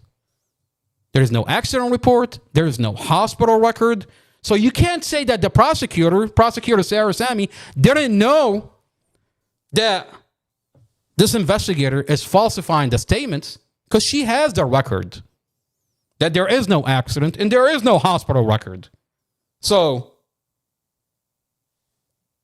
but she says that in court. We're going to listen to what the prosecutor says one more time. With brain damage, tell me more about what that's all about. Your Honor, during the investigation that Investigator Drum and other members of the crash investigation unit were conducting, they received a number of calls from citizens. One such call was from an individual totally unrelated to this case, who indicated to Investigator Drum that he had been in a crash where the defendant was driving previously, and because of that crash, he had a traumatic brain injury. Based on that person's perception, he indicated to Investigator Drum he believed the defendant did it on purpose. But that individual was totally unrelated to this event. He wasn't even on the investigator's mind or thoughts until he actually reached out to the investigator himself. Is there anything else the court would like to know? I thought I understood what you were saying, but I want to make sure. Yes. All right, so she's reading directly from Robert Drum's police report, where the police report says that Robert Drum, I received a voicemail. This is what the report of Robert Drum says. I received a voicemail from Jason Nance, who advised he knew Mustafa Al-Jazari from a local 7-Eleven, stated he was the victim of a traumatic brain injury. All right, so the prosecutor is reading directly from the police report. And conveniently, this investigator, the voicemail is not in the file. The email that he talks about that Jason Nance sent him is not in the file. And I tell you what he's doing here. The voicemail is not there. The body cam when he talked to Jason Nance is not there. The email is not there because Jason Nance statements have been falsified. This is what Jason Nance is coming forward to this community, and he says that the police department, that Robert Drum, flat out falsified his statements. That Jason Nance never said that Mustafa crashed a vehicle and gave him a brain injury. Now, when you find out Mustafa sits in a county jail for over 2.5 years, no trial, the evidence the prosecutor refused to put it on the record, Mustafa is denied bond because they falsified the star witness statement. This is a problem. This is what Jason Nance.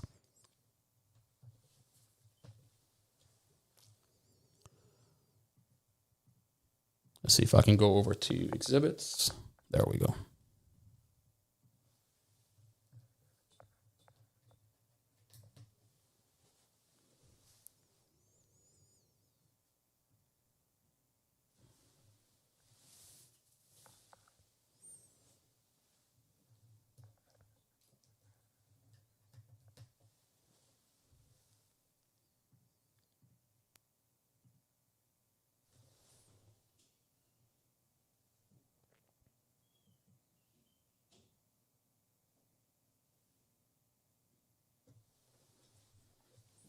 How's it going, man? Yeah, how you been? No, I guess I'm making do. Got a couple things going on now. I got. All right, so this is Jason Nance coming forward, and he says that Robert Drum, Prince William County Police Department, falsified his statements, that he never said that Mustafa crashed a vehicle and gave him a brain injury. He never said that. This police department flat out, he said, falsified my statement. Let's watch the video of what Jason Nance says. How's it going, man? Yeah, how you been? No, I guess I'm making do.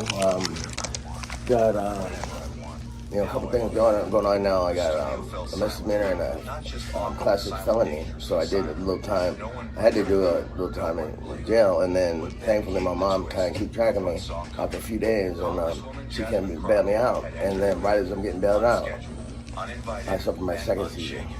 Because you're going and taking me in, I couldn't even mention the drug that I'm on because I just started, and so then I'm without the drug for 4 days, and then I have suffered a seizure on my way out. You know what I mean? And so I got 2 charges from that. But how have you been? That I can't kind of answer.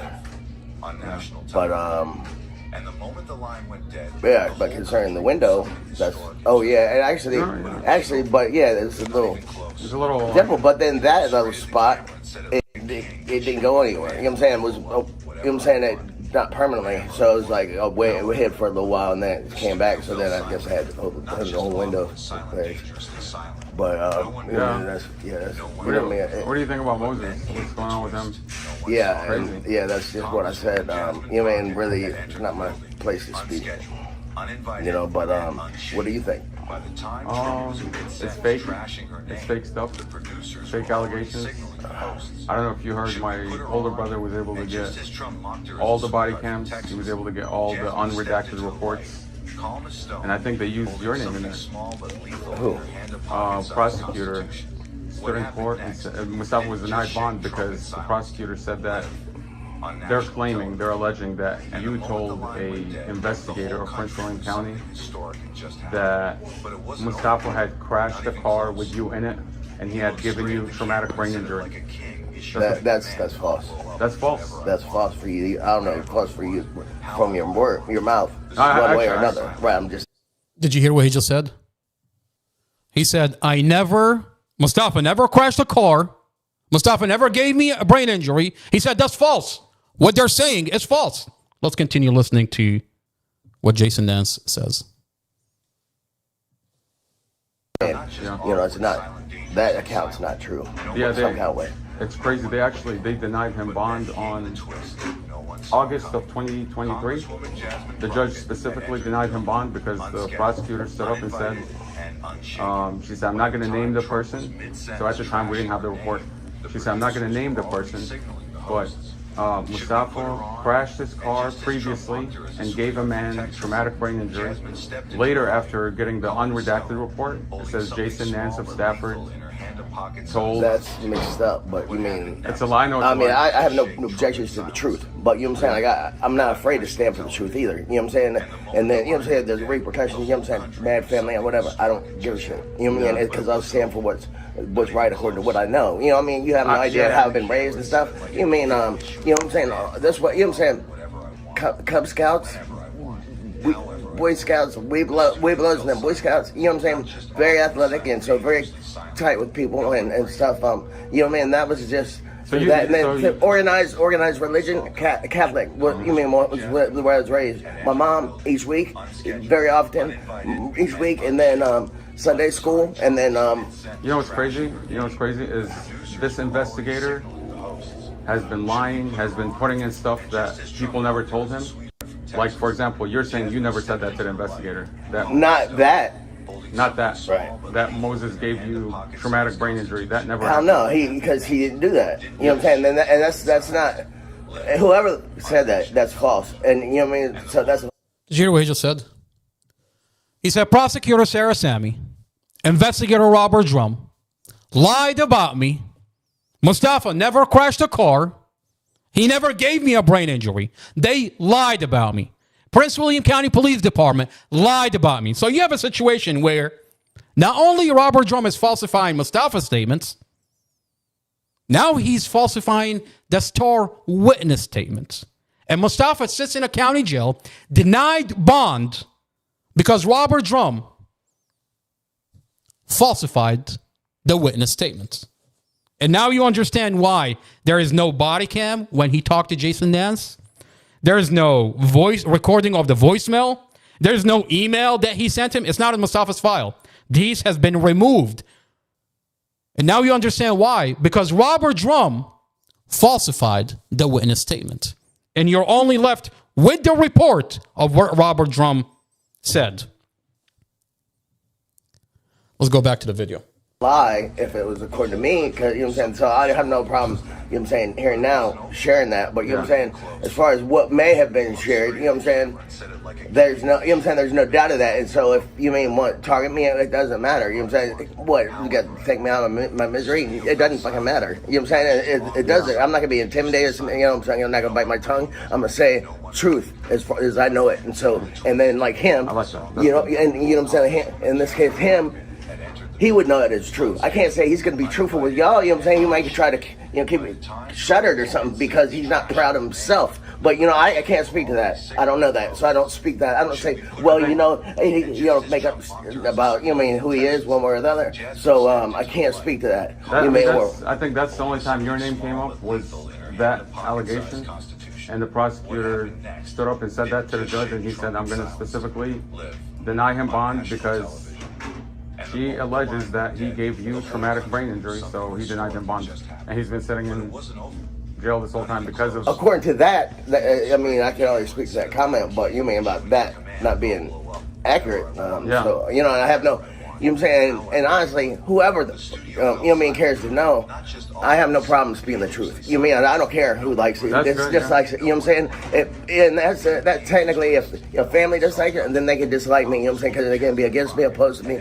But I'm going to speak the truth. I'm just saying, I'm going to speak the truth as I know it, and I don't care. You know what I'm saying? With what I've been lived, you know what I'm saying?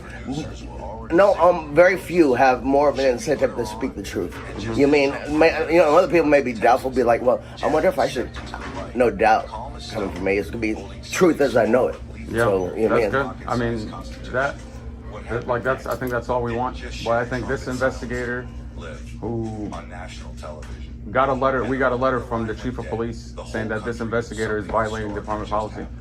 Another investigator took the stand in October of last year and openly admitted to violating department policy with regards to tampering with his dash cam. They're claiming that it has no audio, but the investigator, the investigator that took that dash cam openly admitted in court that he violated department policy. We just found out a few days ago that he was demoted. I mean, I can't speak. You know what I'm saying? I don't try to. Oh yeah, well I heard that he. You know, I don't pretend to try to join the party. You know what I'm saying? Make something bigger. I don't, because I don't. You know what I'm saying? I don't care. You know what I'm saying? I care not to. You know what I'm saying? Because that's being true to yourself. You know, true to what I've been taught. I was gonna say, if you're open to it, my older brother is hosting podcasts regarding my brother's case. No, I'm not gonna get involved. You know what I'm saying? Beyond. You know what I'm saying? You know what I'm saying? It's not my. Just like, you know what I'm saying, it's not my duty. It's, you know what I mean, maybe to a degree, it's your duty because of family. You know what I'm saying? To try. Well, would you be willing to come on and clarify the statement that the officer made about you? No, I don't. I know nothing about it. You know what I'm saying? I heard you say that, but you mean like if I show it to you on the report, would you be open to denying it or denying you ever said that? I'm interested to not be involved. You know what I mean? You know what I'm saying? If they had my name, said my name, they know exactly who I fucking am. So, you know what I mean? Okay, well, they claim that they interviewed you. Did they interview you? They know how to get me, if that's the case. You know what I'm saying? And, but that's, you know what I'm saying? And that's only according to you, you know what I'm saying? Whatever's true or untrue. But according to me, they know how to, you know what I mean? That they can manage to get hold of me. If, you know, if there's such interest. And if they told a lie, why would they then get with me? Well, he was, you know? I mean, I'm telling you, he was denied bond because... Oh, yeah, but I'm saying that's not my statement. business. You mean that, you mean, you're choosing to be engaged, you know what I'm saying, because you're family, but I'm saying, and then there's other brother, but you mean, and passionately involved, but you know what I'm saying, I can't answer that, I can't speak to that, but I can speak to what I do and what I've done, so. But you're saying you never said that to the officer? That he had crashed the car? I'm just said I'm not speaking to it one way or another, you know what I mean, because I'm not involved, you know what I'm saying? Whatever I want, whenever I want, however I want. Okay, all right. So, Jason Nance tells you Mustafa never crashed a car.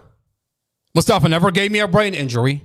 That Prince William County Police Department, specifically Robert Drum and Prosecutor Sarah Sammy, falsified my statements. He said, I never said that. The judge, during the bond hearing, he says, this is so disturbing what you're telling me, Prosecutor Sarah Sammy, that I have to deny him a bond. I mean, we're looking at a vehicle accident. And now you're telling me there is another vehicle accident and he gave someone a brain injury? I mean, at the time, the prosecutor, what she does, she proffers. Proffer is when you don't have to show evidence. You don't have to bring Jason Nance. You don't have to show evidence. You proffer. You say you have evidence. And the judge takes her word for it. He allows her to proffer. And he says, this is so disturbing that I have to deny Mustafa bond. And now we're looking at a situation that Jason Nance says, I never said that. The police department falsified my statements. So Mustafa sits in a county jail, denied a bond, because the police department and the prosecutor decide to falsify the statement of a witness. This is what the judge says in court. If we go back to the audio, if you go to timestamp, let's see.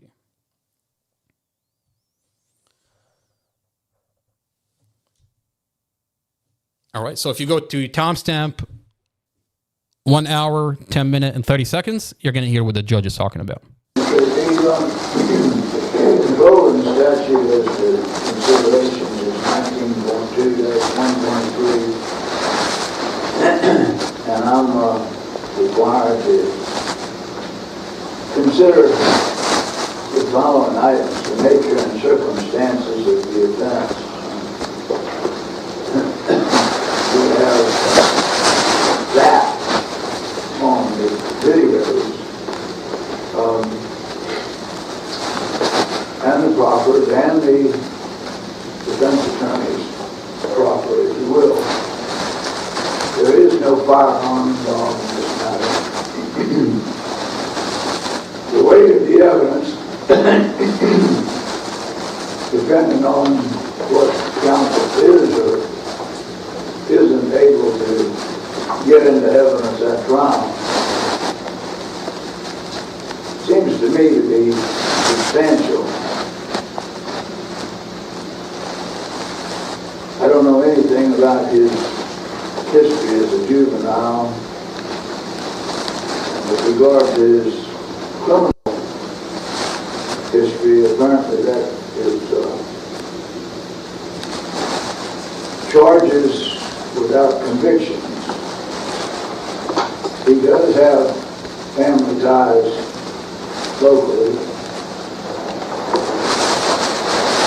He does have self-employment. I don't have any information about his education or medical or mental health or substance abuse treatment. His length of residence apparently is at least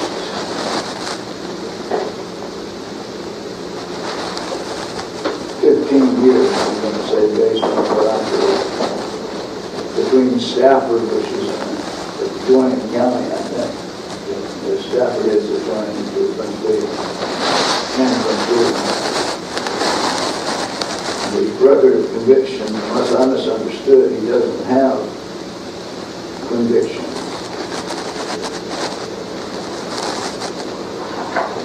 He has appeared at what court proceedings have been held so far. And there's no evidence of his flight or convictions for failure to appear.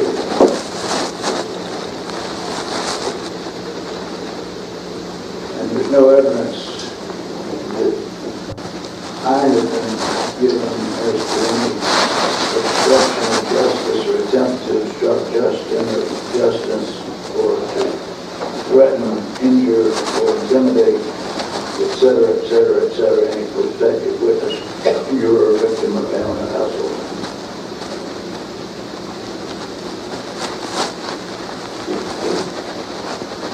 With all that said, I do believe that the defendant does present a danger to the community and to himself if he continues in the course that has been outlined in the Commonwealth's proper.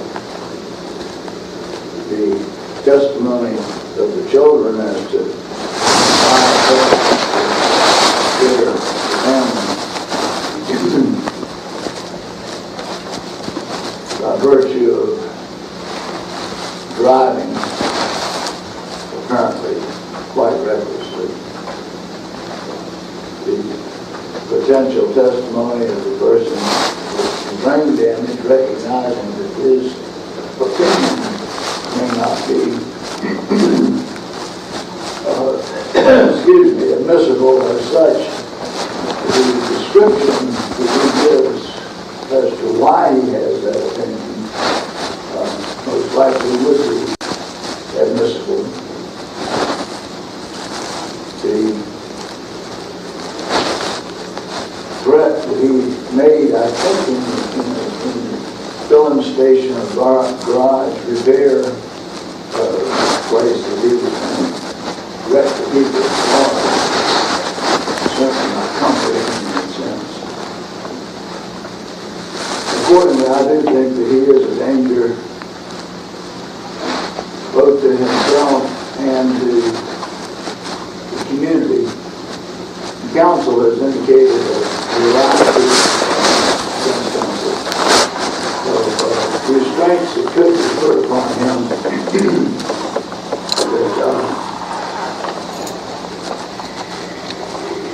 would be ameliorative as to my concerns, but I'm not satisfied that any of the proposed restrictions would be foolproof in protecting the public, because just because a person is on house arrest or has a monitor, etc., doesn't mean that he can't go get a car. The current his mind functions in terms of what I've heard, I wouldn't expect that he would necessarily be constrained just to do what I tell him to do if I were to impose the conditions So accordingly, I'm going to find he is a danger to himself and the community, or to be held without bond. I'd like to say for the record and for Mr. Stevens' benefit, to the extent that it is, that very much of my decision is based on the Commonwealth's proper, and accordingly, if my allowance. Listen to what he says here. He says, my decision is coming from the prosecutors proffering about Jason Nance. That the prosecutor says that Mustafa crashed a vehicle and gave Jason Nance brain injury. The judge says, my decision in denying Mustafa bond comes from the prosecutor, Sarah Sammy, proffering about Jason Nance. Listen. To the extent that it is, that very much of my decision is based on the Commonwealth's property, and accordingly, if my allowance of that property has been improper, that will certainly make an excellent basis for Mr. Stevens to appeal to the Court of Appeals my opinion on the dangerousness of the defendant. Thank you. I'm going to take a short recess and then I... My decision, the judge says, my decision comes from Prosecutor Sarah Sammy proffering that Jason Nance told investigator Robert Drum that Jason Nance says Mustafa crashed a vehicle and gave him a brain injury.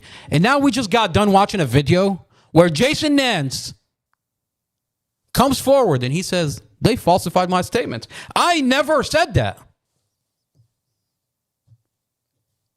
Robert Drum falsifies Jason Nance's statement. The prosecutor, who knows there is no hospital, you can't even pretend to give this Commonwealth attorney, this prosecutor, the benefit of the doubt that she's just relying on police officers. Police report that she has a bad police officer. He falsified the police report. I'm just a prosecutor. I'm just reading what the police report says. You can't give her that benefit of the doubt because she knows Mustafa has perfect driving record. There is no incident. I mean, there is no incident that there is a vehicle accident with Jason Nance. There is no hospital record that he has a brain injury. And it's in Mustafa's discovery. The file is in Mustafa's discovery. So the prosecutor knows what her investigator is telling her is a complete lie. When you open Mustafa's discovery, the FBI have provided prosecutor Sarah Sammy with Mustafa's driving record. There is no crash with Jason Nance. The prosecutor is looking at Mustafa perfect driving record. He has perfect driving record. It's in the discovery.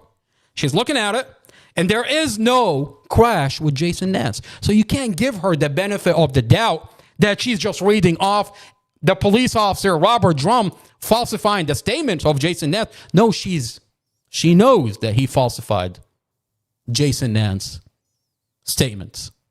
And that's why Robert Drum doesn't have a voicemail, where his police report says that Jason Nance left him a voicemail. There's no body cam in Mustafa's file when he talked to Jason Nance. There's no email. He says, Jason Nance emailed me. There's no email in Mustafa's file.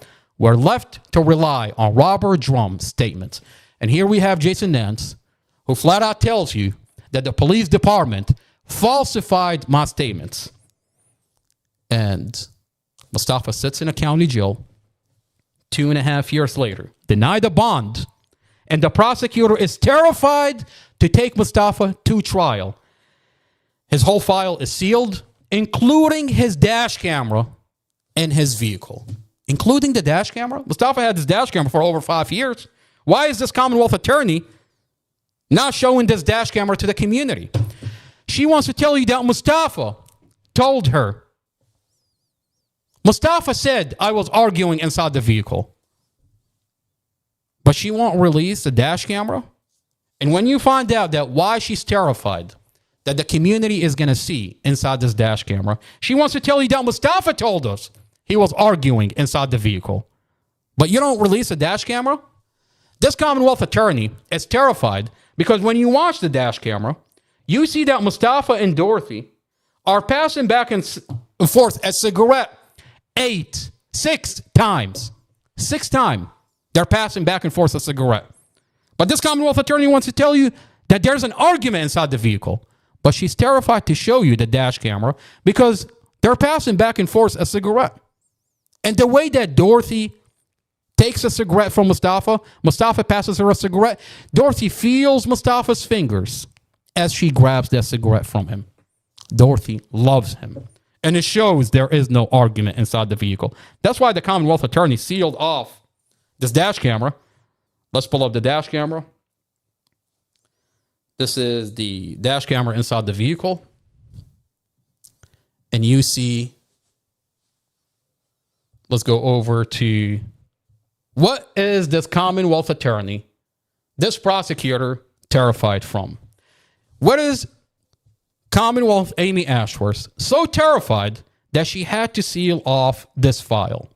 And now she's so terrified that she wants this dash camera to be entered into the record where even the jury doesn't get to see it.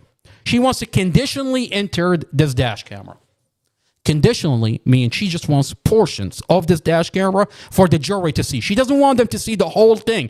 She wants to take the dash camera out of context. Commonwealth Amy Ashworth, this is a valid question.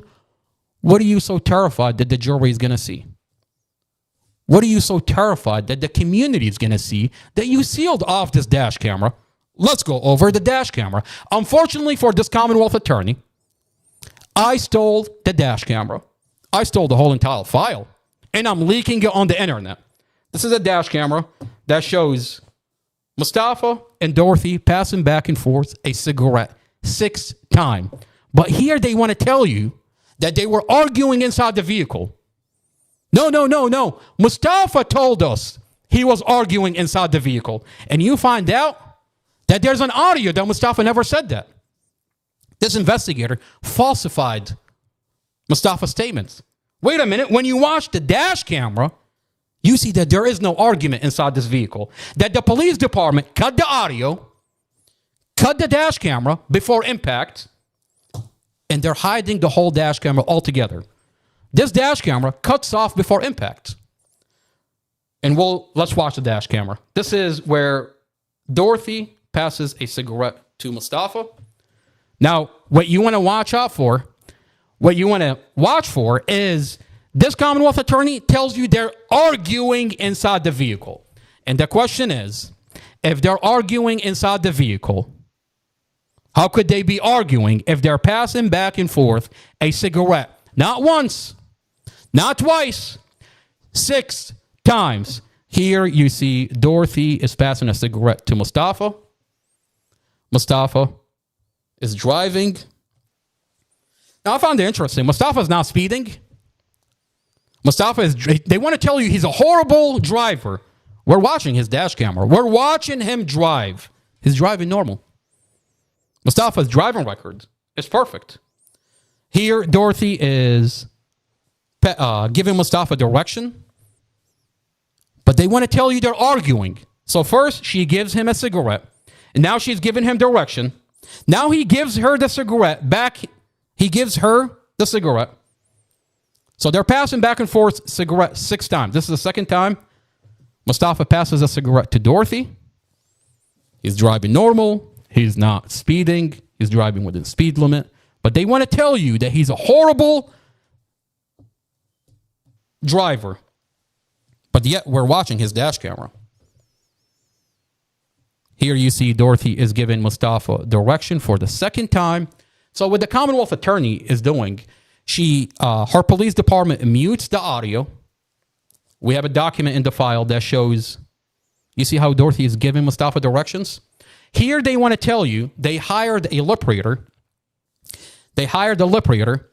And the lip reader wants to tell you that Dorothy says, I want to get out of the car. Clearly, she just gave him directions. Clearly, he's telling her which way. Watch what he says. When you zoom in on Mustafa's face, Mustafa is asking Dorothy for direction. You can clearly see that Mustafa is saying which way. He's asking for direction. And then she gestures in her hand. She gives him directions. We're going to zoom in because the Commonwealth attorney wants to conditionally enter this dash camera into the jury. She wants to conditionally enter this dash camera into the jury. What that means, she doesn't want to show the jury that Dorothy is gesturing. She doesn't want to show where Mustafa says which way. And then she wants to take a couple of seconds from this dash camera and tell you, I have a lip reader who's lip reading that Dorothy says, I want to get out of the car. But then when you're watching the full dash camera, you clearly see that Mustafa is telling Dorothy which way. He's asking her for direction. And then Dorothy gestures in her hand to keep going straight. Mustafa is taking Dorothy. Dorothy had asked him to go over to her mom's cemetery. It's her mom's anniversary. And she's asking Mustafa to take her. And she's giving him direction. But the prosecutor wants to tell you here they're arguing. Wait a minute. We just watched Mustafa and Dorothy pass back and forth a cigarette 2 times. But you want to tell us they're arguing? And then when you continue watching this dash camera, you see that Dorothy and Mustafa continue to pass that cigarette back and forth up to 6 times. Here, Dorothy passes the cigarette to Mustafa.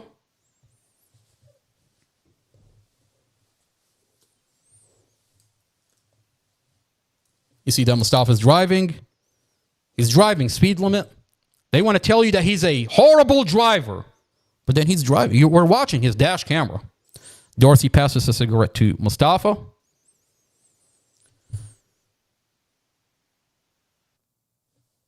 This is where Dorothy gives Mustafa direction for the 3rd time. They want to tell you that Dorothy once says, I want to get out of the car. But then she's giving him direction for the 3rd time? What are we talking about here? So they hire Commonwealth Amy Ashworth.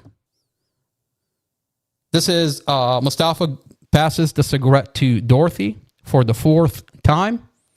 Commonwealth Amy Ashworth hires herself a bullshit lip reader that's on her payroll that will say whatever she wants him to say. But she hides the dash camera from the community. She wants to hide the dash camera and conditionally entered this dash camera into the jury. She doesn't even want the jury to see the whole thing, because once you do, you'll realize that Commonwealth Amy Ashworth and her lip reader are lying about the content of the dash camera.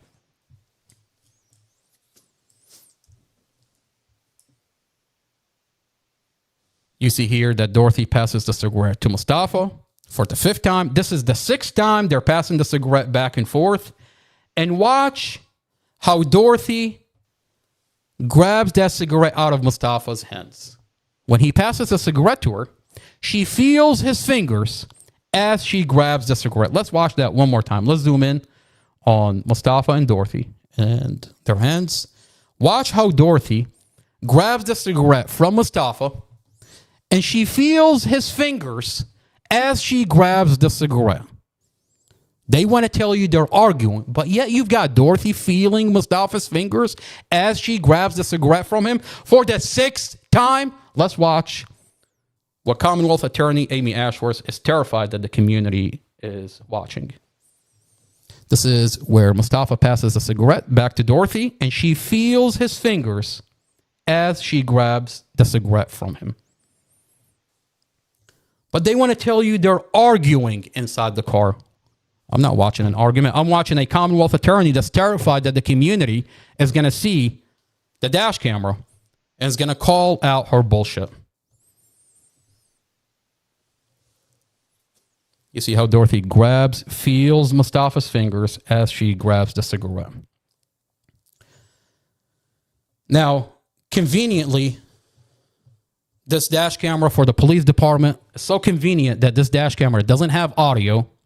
When you have Mustafa's statement falsified, this dash camera, they say, the Commonwealth attorney tells you it doesn't have audio.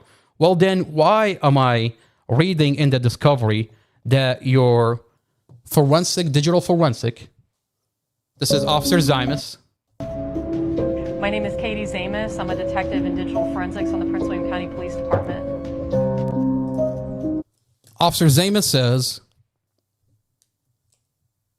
the sound record feature on the device was turned on. This is a very sophisticated dash camera. It's over $500, just about. Mustafa had it for over 5 years. This dash camera records audio, records the outside, or records the inside. Your police officer, Commonwealth Amy Ashworth, in Mustafa's discovery, put in a document on April 24, 2023, that the sound record feature on the device was turned on, which showed that the file did have an audio track. So where is the audio to this dash camera? How convenient that your police department mutes the audio, falsify Mustafa's statement, say, you told us you were arguing inside the vehicle. The Commonwealth's attorney seals off the dash camera. But then when we watch the dash camera, we're seeing that Mustafa and Dorothy are passing back a cigarette. 6 times she's given him directions. And there's no argument inside the vehicle. Just happened that she gets a lip reader on her payroll that wants to bullshit her way through this dash camera. I find it interesting that this Commonwealth attorney, her police officer is telling her that this dash camera has audio. Her police department is telling her that the audio feature is on. This dash camera appears that the file did have an audio track. And she says, although the last several videos recorded on the device did not appear to have sound. Now, this dash camera records in 1 minute increments. It saves it has a camera facing outward and facing inward. It's one dash camera that shows the outside, it shows the inside. And it records as 1 minute increments. So this Officer Ziman says, although the last several videos recorded on the device did not appear to have sound. Several, she says. Well, there's over 5. In Mustafa's file, in evidence.com, they uploaded from just about, I have to look at the notes, from 12 o'clock in the afternoon of the day of the vehicle accident. And I find it interesting that they didn't just put the whole SD card into evidence.com. And what they're doing is they're omitting exculpatory evidence that's going to show that this is a vehicle accident. There is no argument that the family loved Mustafa. They're omitting the whole story out of Mustafa's file. That Mustafa was door dashing.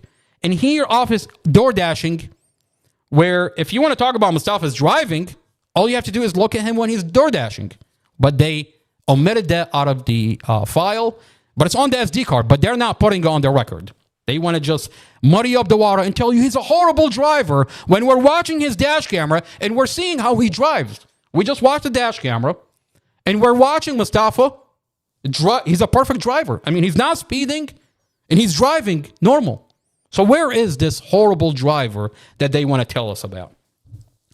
So they omit a huge portion out of the SD card, out of the dash camera, and they start putting... entering the files from just about 1 o'clock in the afternoon. I have to check in my notes. Now, you have, when you open evidence.com, when you open Mustafa's file, you see 1 minute files, 1 minute increments. It saves into 1 minute increments in over 500, just about 500 files, each in 1 minute increments. Here, Officer Ziman says, although the last several videos recorded on the device did not appear to have sound, she says several. That means the other files did have an audio. Well, why is it that none of the files have audio in evidence.com? Now, everybody that knows anything about dash cameras, when you open the SD card in the dash camera, you can open it with multiple media players. You can download it without audio. Is this what they're doing here? They open it with the wrong media player so that they can say it doesn't have audio. And is that why they're terrified that an independent expert is going to go in, subpoena the SD card, download the SD card, download the metadata of the SD card, and find the audio that they're hiding from this community? Because what they're doing here is they mute the audio, falsify Mustafa's statements, hide the dash camera from the community so they think they can get away with just saying Mustafa was arguing inside the vehicle and he crashed it on purpose. That's what they want to say. Now, they want to get away with even doing that to the jury. They want to conditionally enter this dash camera. So what that means, they don't want the jury to see the whole dash camera. They don't want to see that Dorothy and Mustafa were passing back and forth a cigarette 6 times. They don't want to see that Dorothy was giving him direction. Mustafa was saying, which way? Twice. He's asking her for directions. And for those that are asking, what are they smoking inside the vehicle? Is that weed? Is that drugs? Mustafa's toxicology report show no alcohol and no drugs. This is Mustafa's toxicology report. It shows no alcohol, no drugs. What Dorothy is smoking is hemp. Dorsey has cancer, and this helps with her pain, with her cancer. Hemp has no THC. It's not drugs. So Mustafa's toxicology report show. This is Mustafa's toxicology report. If you zoom in,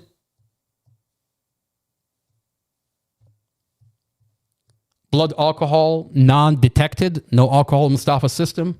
THC 0.0003, no THC, which means this is hemp. What Dorsey is smoking is hemp. It helps her with her pain.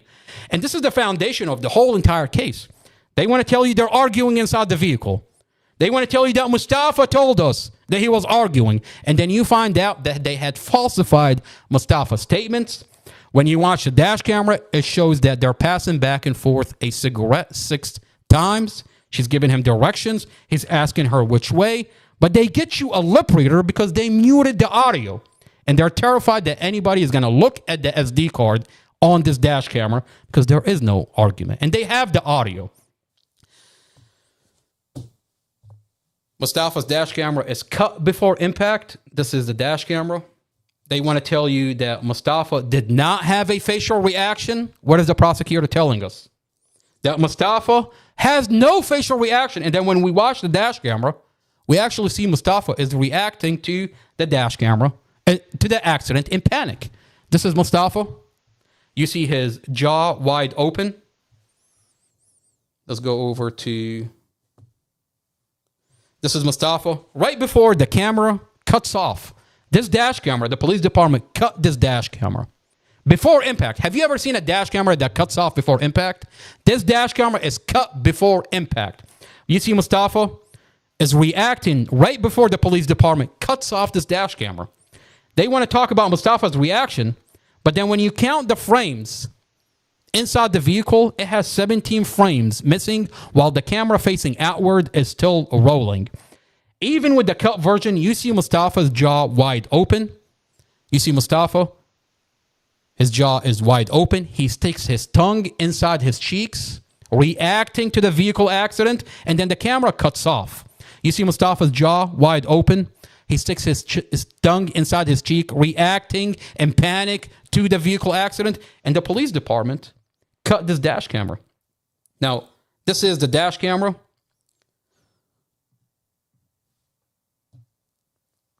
We're going to count the frames. This is the dash camera before the vehicle, right before the camera cuts off. This dash camera records in 1 minute increments. And when you open evidence.com, you see a file saved in Mustafa's file. 8.3 seconds, the camera facing outward. And then you're supposed to find the same file, 8.3 seconds, with the camera facing inward. But what we find, when you count the frames, there are 17 frames missing from the camera facing inward. That just doesn't happen. Someone manually cut 17 frames out of the camera facing inward. Let's count the seconds. Let's watch the dash camera. And what you see here is, we're going to go right here, okay? What you see here is Mustafa is driving. Now, the computer inside the vehicle showed that Mustafa is driving speed limit. He takes a lane to pass a vehicle in front of him. Here, he finds himself that he took the wrong lane. And he tried to get back into traffic, but a vehicle sped up where now there's nowhere to go. The vehicle on his right blocks him from going back into traffic. You see that vehicle on his right. Now, at that moment, Mustafa, the computer inside the vehicle, showed that Mustafa's foot was on the brake the whole entire time. Here, his foot is on the brake the whole entire time. And the police department inspected Mustafa's vehicle, and they found brake failure. There's a body cam where the police department inspect Mustafa's vehicle, and they find brake failure. And we're going to go into that body cam. Mustafa's driving. He's trying to pass the vehicle in front of him. He takes a lane. Here, there's nowhere to go. He hits the brake. There's brake failure. Now, the prosecutor tells us that Mustafa jerked the vehicle into oncoming traffic. Watch his wheel. Watch his steering wheel. And you tell me that this prosecutor is not lying about the whole entire dash camera. Mustafa never jerked the vehicle into oncoming traffic. The lane end. And when the lane end, you find yourself in oncoming traffic. I mean, where are you supposed to go? You take the wrong lane. You're trying to pass a vehicle in front of you. You find yourself here, and the vehicle sped up. It's blocking you on your way. You hit the brake. There is nowhere to go. Your foot is on the brake, trying to stop the vehicle the whole entire time. There's nowhere to go. The brake failed. The police department inspected this on a police body cam and found brake failure. 2 of the calipers did not work. Mustafa he managed to get the vehicle from 35, the computer inside the vehicle, from 55 to 35. So here, there's nowhere to go. You can't go back into traffic. There's brake failure. You end up in oncoming traffic. Now, he avoids the first vehicle, and he avoids the first vehicle, the second vehicle, and then the camera cuts off. Now, what did Mustafa do when he ended up here in this position? He takes a lane. It's the wrong lane. There's nowhere to go. A vehicle sped up. He can't get back into traffic. He's hitting the brake. There's nowhere to go. He ends up in oncoming traffic. And what Mustafa did, he avoids every vehicle, makes it all the way to the 4th lane, and the SUV turned into him. But here we're watching a dash camera that cuts off before impact. Now our question is, where is the rest of the dash camera? And the bigger problem is, if you were to entertain what the police department is telling us, the police department tell us that this dash camera just simply cut off. This dash camera just cut off before impact. Well, if I want to entertain the narrative coming out of the police department, why is there 17 frames missing from the camera facing inward? Let's count the frames. That's 1 second. That's 2 seconds. 4, 5. Okay, let's slow down a little bit. All right, that's 1. You see here, that's 1 second. 2, 3, 4, 5, 6, 7, 8. But then the camera outside continue rolling. Now, this is one camera, but sits on 2 different frames.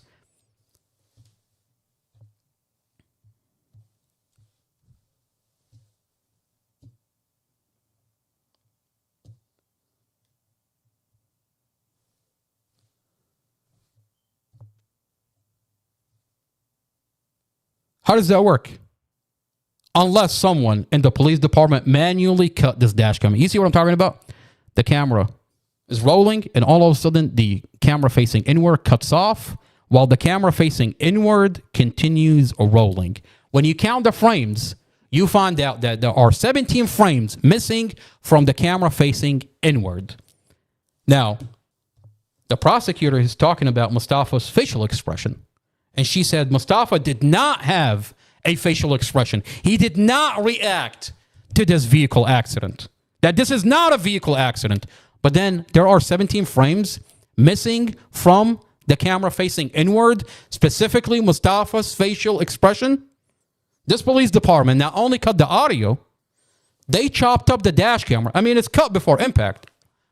You don't have to be an expert to find out that the police department cut the dash camera before impact. But then when you inspect the dash camera and count the frames, you find out there are 17 frames missing from the inside of the vehicle. This is Mustafa inside the vehicle right before the camera cuts off. And they want to tell you he had no facial expression. And then you find out that they've lied about Mustafa's facial expression. You see Mustafa's jaw wide open.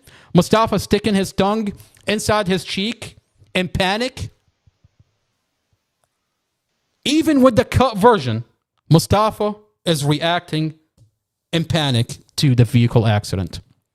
But they cut 17 frames out of the camera facing inward. Mustafa is entitled to hire an independent expert and Now that Officer Zymas is talking about, we have a document that says Officer Zymas admit that this dash camera does have an audio. Mustafa should be able to hire an independent expert and download the SD card. The audio, the content of this SD card. It's been 2.5 years. What's the mystery here? Why is this police department, why is this prosecutor blocking Mustafa's effort? By law, he should be able to hire an independent expert. It's been 2.5 years. The prosecutor is terrified, is blocking the effort that Mustafa can hire an independent expert to inspect the SD card, download the audio. The minute you download the audio of the SD card, you allow an independent expert to inspect the SD card. The minute you reconstruct the vehicle accident, 2.5 years, and Mustafa had not been able to reconstruct his vehicle accident. How does that make any sense? Why are they so terrified that Mustafa is going to reconstruct the vehicle accident? Is it because this body cam show that there's brake failure? Didn't engage. Brake did not engage. Didn't engage. Their own police mechanic inspected the vehicle and found there's brake failure. They're terrified that Mustafa is going to have an independent expert to inspect and reconstruct this vehicle act. How does that make sense? He sits in a county jail for over 2.5 years and he can't get the most basic thing done in this case. Download the audio, reconstruct the vehicle accident, put your goddamn home videos. He has a home video, Google Nest video system inside the apartment that shows what kind of relationship it is. It's a beautiful relationship, and now they're terrified that there is a Google Nest video inside the apartment. Talking about denied bond. Mustafa is denied a bond because the prosecutor decided to work with her investigator and falsify Mustafa's witness statement. Jason Nance is out in this community telling this community that the police department falsified his statements. These are not allegations. You don't have to take my word for it. Jason Nance is on the internet, and he's telling you, I never said that Mustafa crashed a vehicle and gave me a brain injury. But in court, the prosecutor says, my police officer is telling me that Jason Nance told him that he crashed a vehicle and gave him a brain injury. This prosecutor knows that there is no incident of a crash. There is no hospital record. There has to be a record in the hospital for a brain injury. There has to be an accident. This prosecutor knows that her investigator is lying to her, but she tells the judge that Mustafa gave Jason Nance a brain injury. And the judge is so horrified that he said, I'm basing my decision that Mustafa does not get a bond because what the prosecutor is proffering about Jason Nance. You say that he gave him a brain injury. There's no way that you're lying to me, so I'm basing my decision that Mustafa doesn't get a bond. And 2.5 years later, Mustafa is denied bond. A police officer that's falsifying the witness statements. A prosecutor that lies about Mustafa. And Mustafa gets denied a bond.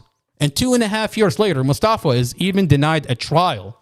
This prosecutor is so terrified that she refuses to put Mustafa's evidence on the record and is terrified to take Mustafa to trial.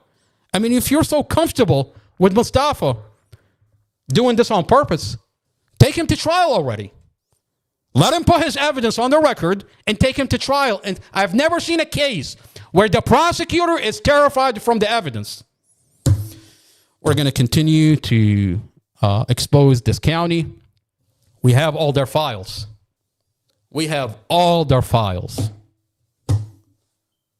And not just Mustafa's file. We have other files of police misconduct that this police department engaged in. And we're going to continue to be vocal about what they're doing to Mustafa and other members in this community. And we're going to keep talking about what this police department is engaged in. And all we're asking is for accountability. We're asking for accountability. We have specific files against specific police officer, and we expect better out of this police department. I want to thank everybody for being here. Becky, Shelly, Casey. I've got Two Speed here. Two Speed, thank you for being here. Who am I missing? Everybody that's here. If I'm missing anybody, I want to thank Missy. There's a beautiful video that went up on the internet where Missy is, she wrote a letter to Commonwealth Amy Ashworth, and we asked that Commonwealth attorney get back to this community. The community is asking you a question. You're an elected official by the community. For the love of God, please don't be another ostrich. We got the chief of police, Peter Newsham, pretending he's an ostrich, sticking his head in the sand, hoping everything is going to go away. I mean, it seems to be a common theme here with our government officials in our county, where they all are pretending to be ostriches. Commonwealth Amy Ashworth, you have an obligation to come forward and answer the question that the community is asking you. What are we watching on the internet? Body cams, documents, falsified case? You're an elected official. You have an obligation to come forward and answer this question. And I'll leave you with the video that Missy posted for Commonwealth Amy Ashworth out of Prince William County. This is not another boring podcast. Thank you for being here. This is not another boring podcast. Mustafa threw the police body cam. Judge Carol Weimer under the microscope.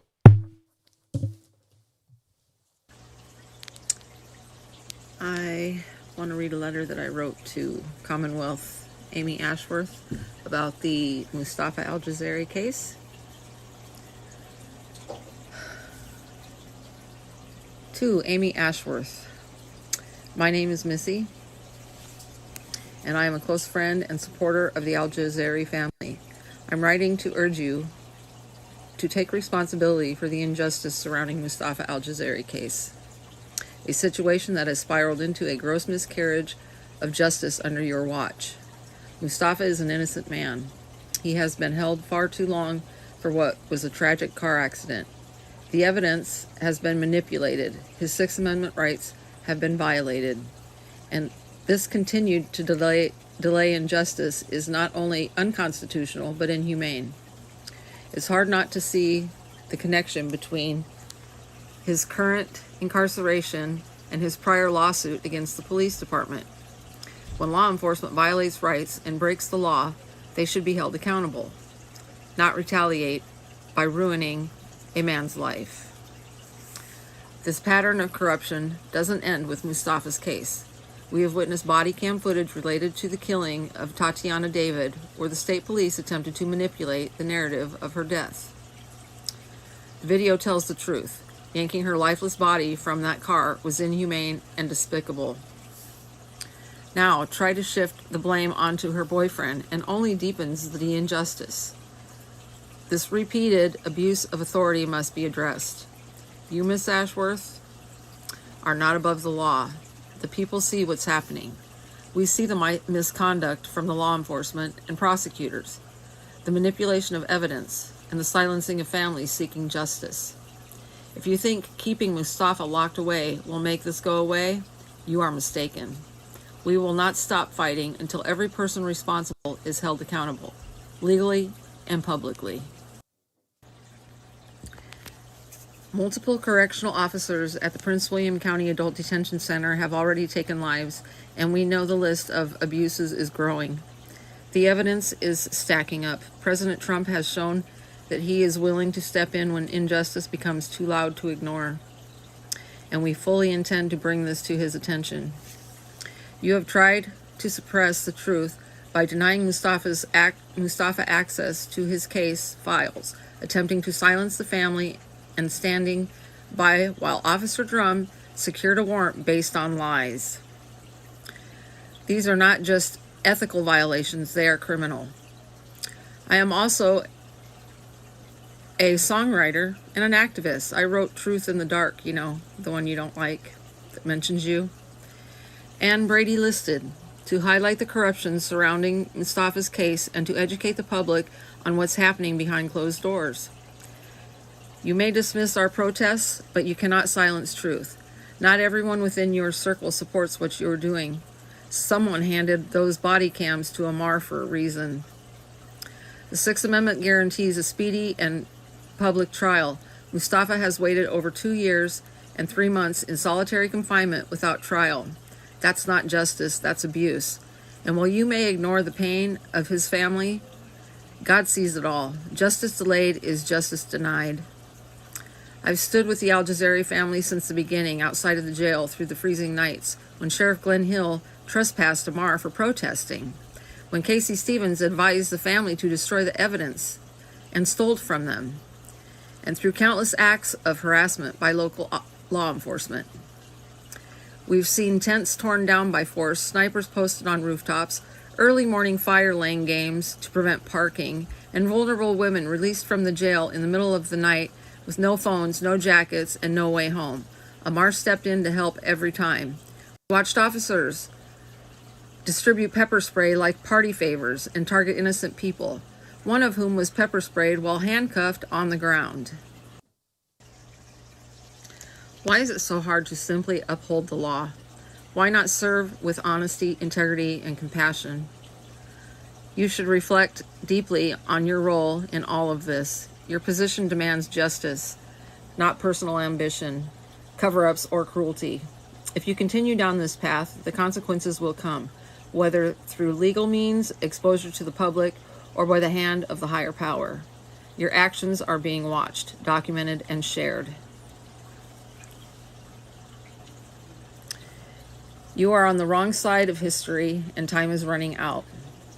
I urge you, set a trial date, turn over the full case file, and give Mustafa the fair and legal process that every American is entitled to.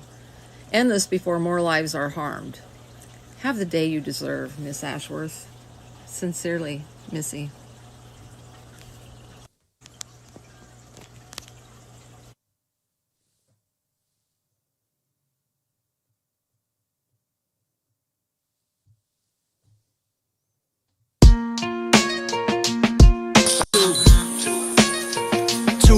In a cell, no trial, no voice. Truth buried deep, but we ain't got no choice. They tried to erase him, break him apart, but we scream free Mustafa. From the soul, from the heart. They falsified the paper, twisted every word, turned a car crash to murder, like justice never heard. Dorothy and Empress, angels in the sky. Now they blame a broken man while the real ones lie. A badge and a pen, that's all it took. Signed his fate with a false report and a dirty look. Wherever the fuck you on the other side, what the fuck that guy doing? And again, scream Mustafa, loud through the chains. Justice corrupted, drowning in pain. From the cell block to the street, we'll never stop till the walls fall down and the charges drop. Free Mustafa, it's more than a name, it's a movement, a mission, exposing the game to Trump and Cash. Hear our cry, bring the truth to light, let the innocent fly. Amy Ashworth, playing judge and the jury in a county so dirty, soaked in fury. Police and the courts all in on the plot. They framed an innocent man and left his soul to rot, but his family's out marching, banners held high, while supporters flood timelines, refusing to lie. They want silence, we give them the storm. Truth blazing through like justice reborn. Every post, every chant, every sleepless night is a spark in the dark that's ready to ignite. This ain't just a song, it's a battle cry for every soul locked up while the guilty lie. We free Mustafa, loud through the chains. Justice corrupted, drowning in pain. From the cell block to the street, we'll never stop till the walls fall down and the charges drop. Free Mustafa, it's more than a name, it's a movement, a mission, exposing the game to Trump and Cash. Hear our cry, bring the truth to light, let the innocent fly. 2 years too long, time to rise above. Truth is power when fueled by love. So we'll march, we'll fight, we'll never let go until Mustafa walks free and the whole world knows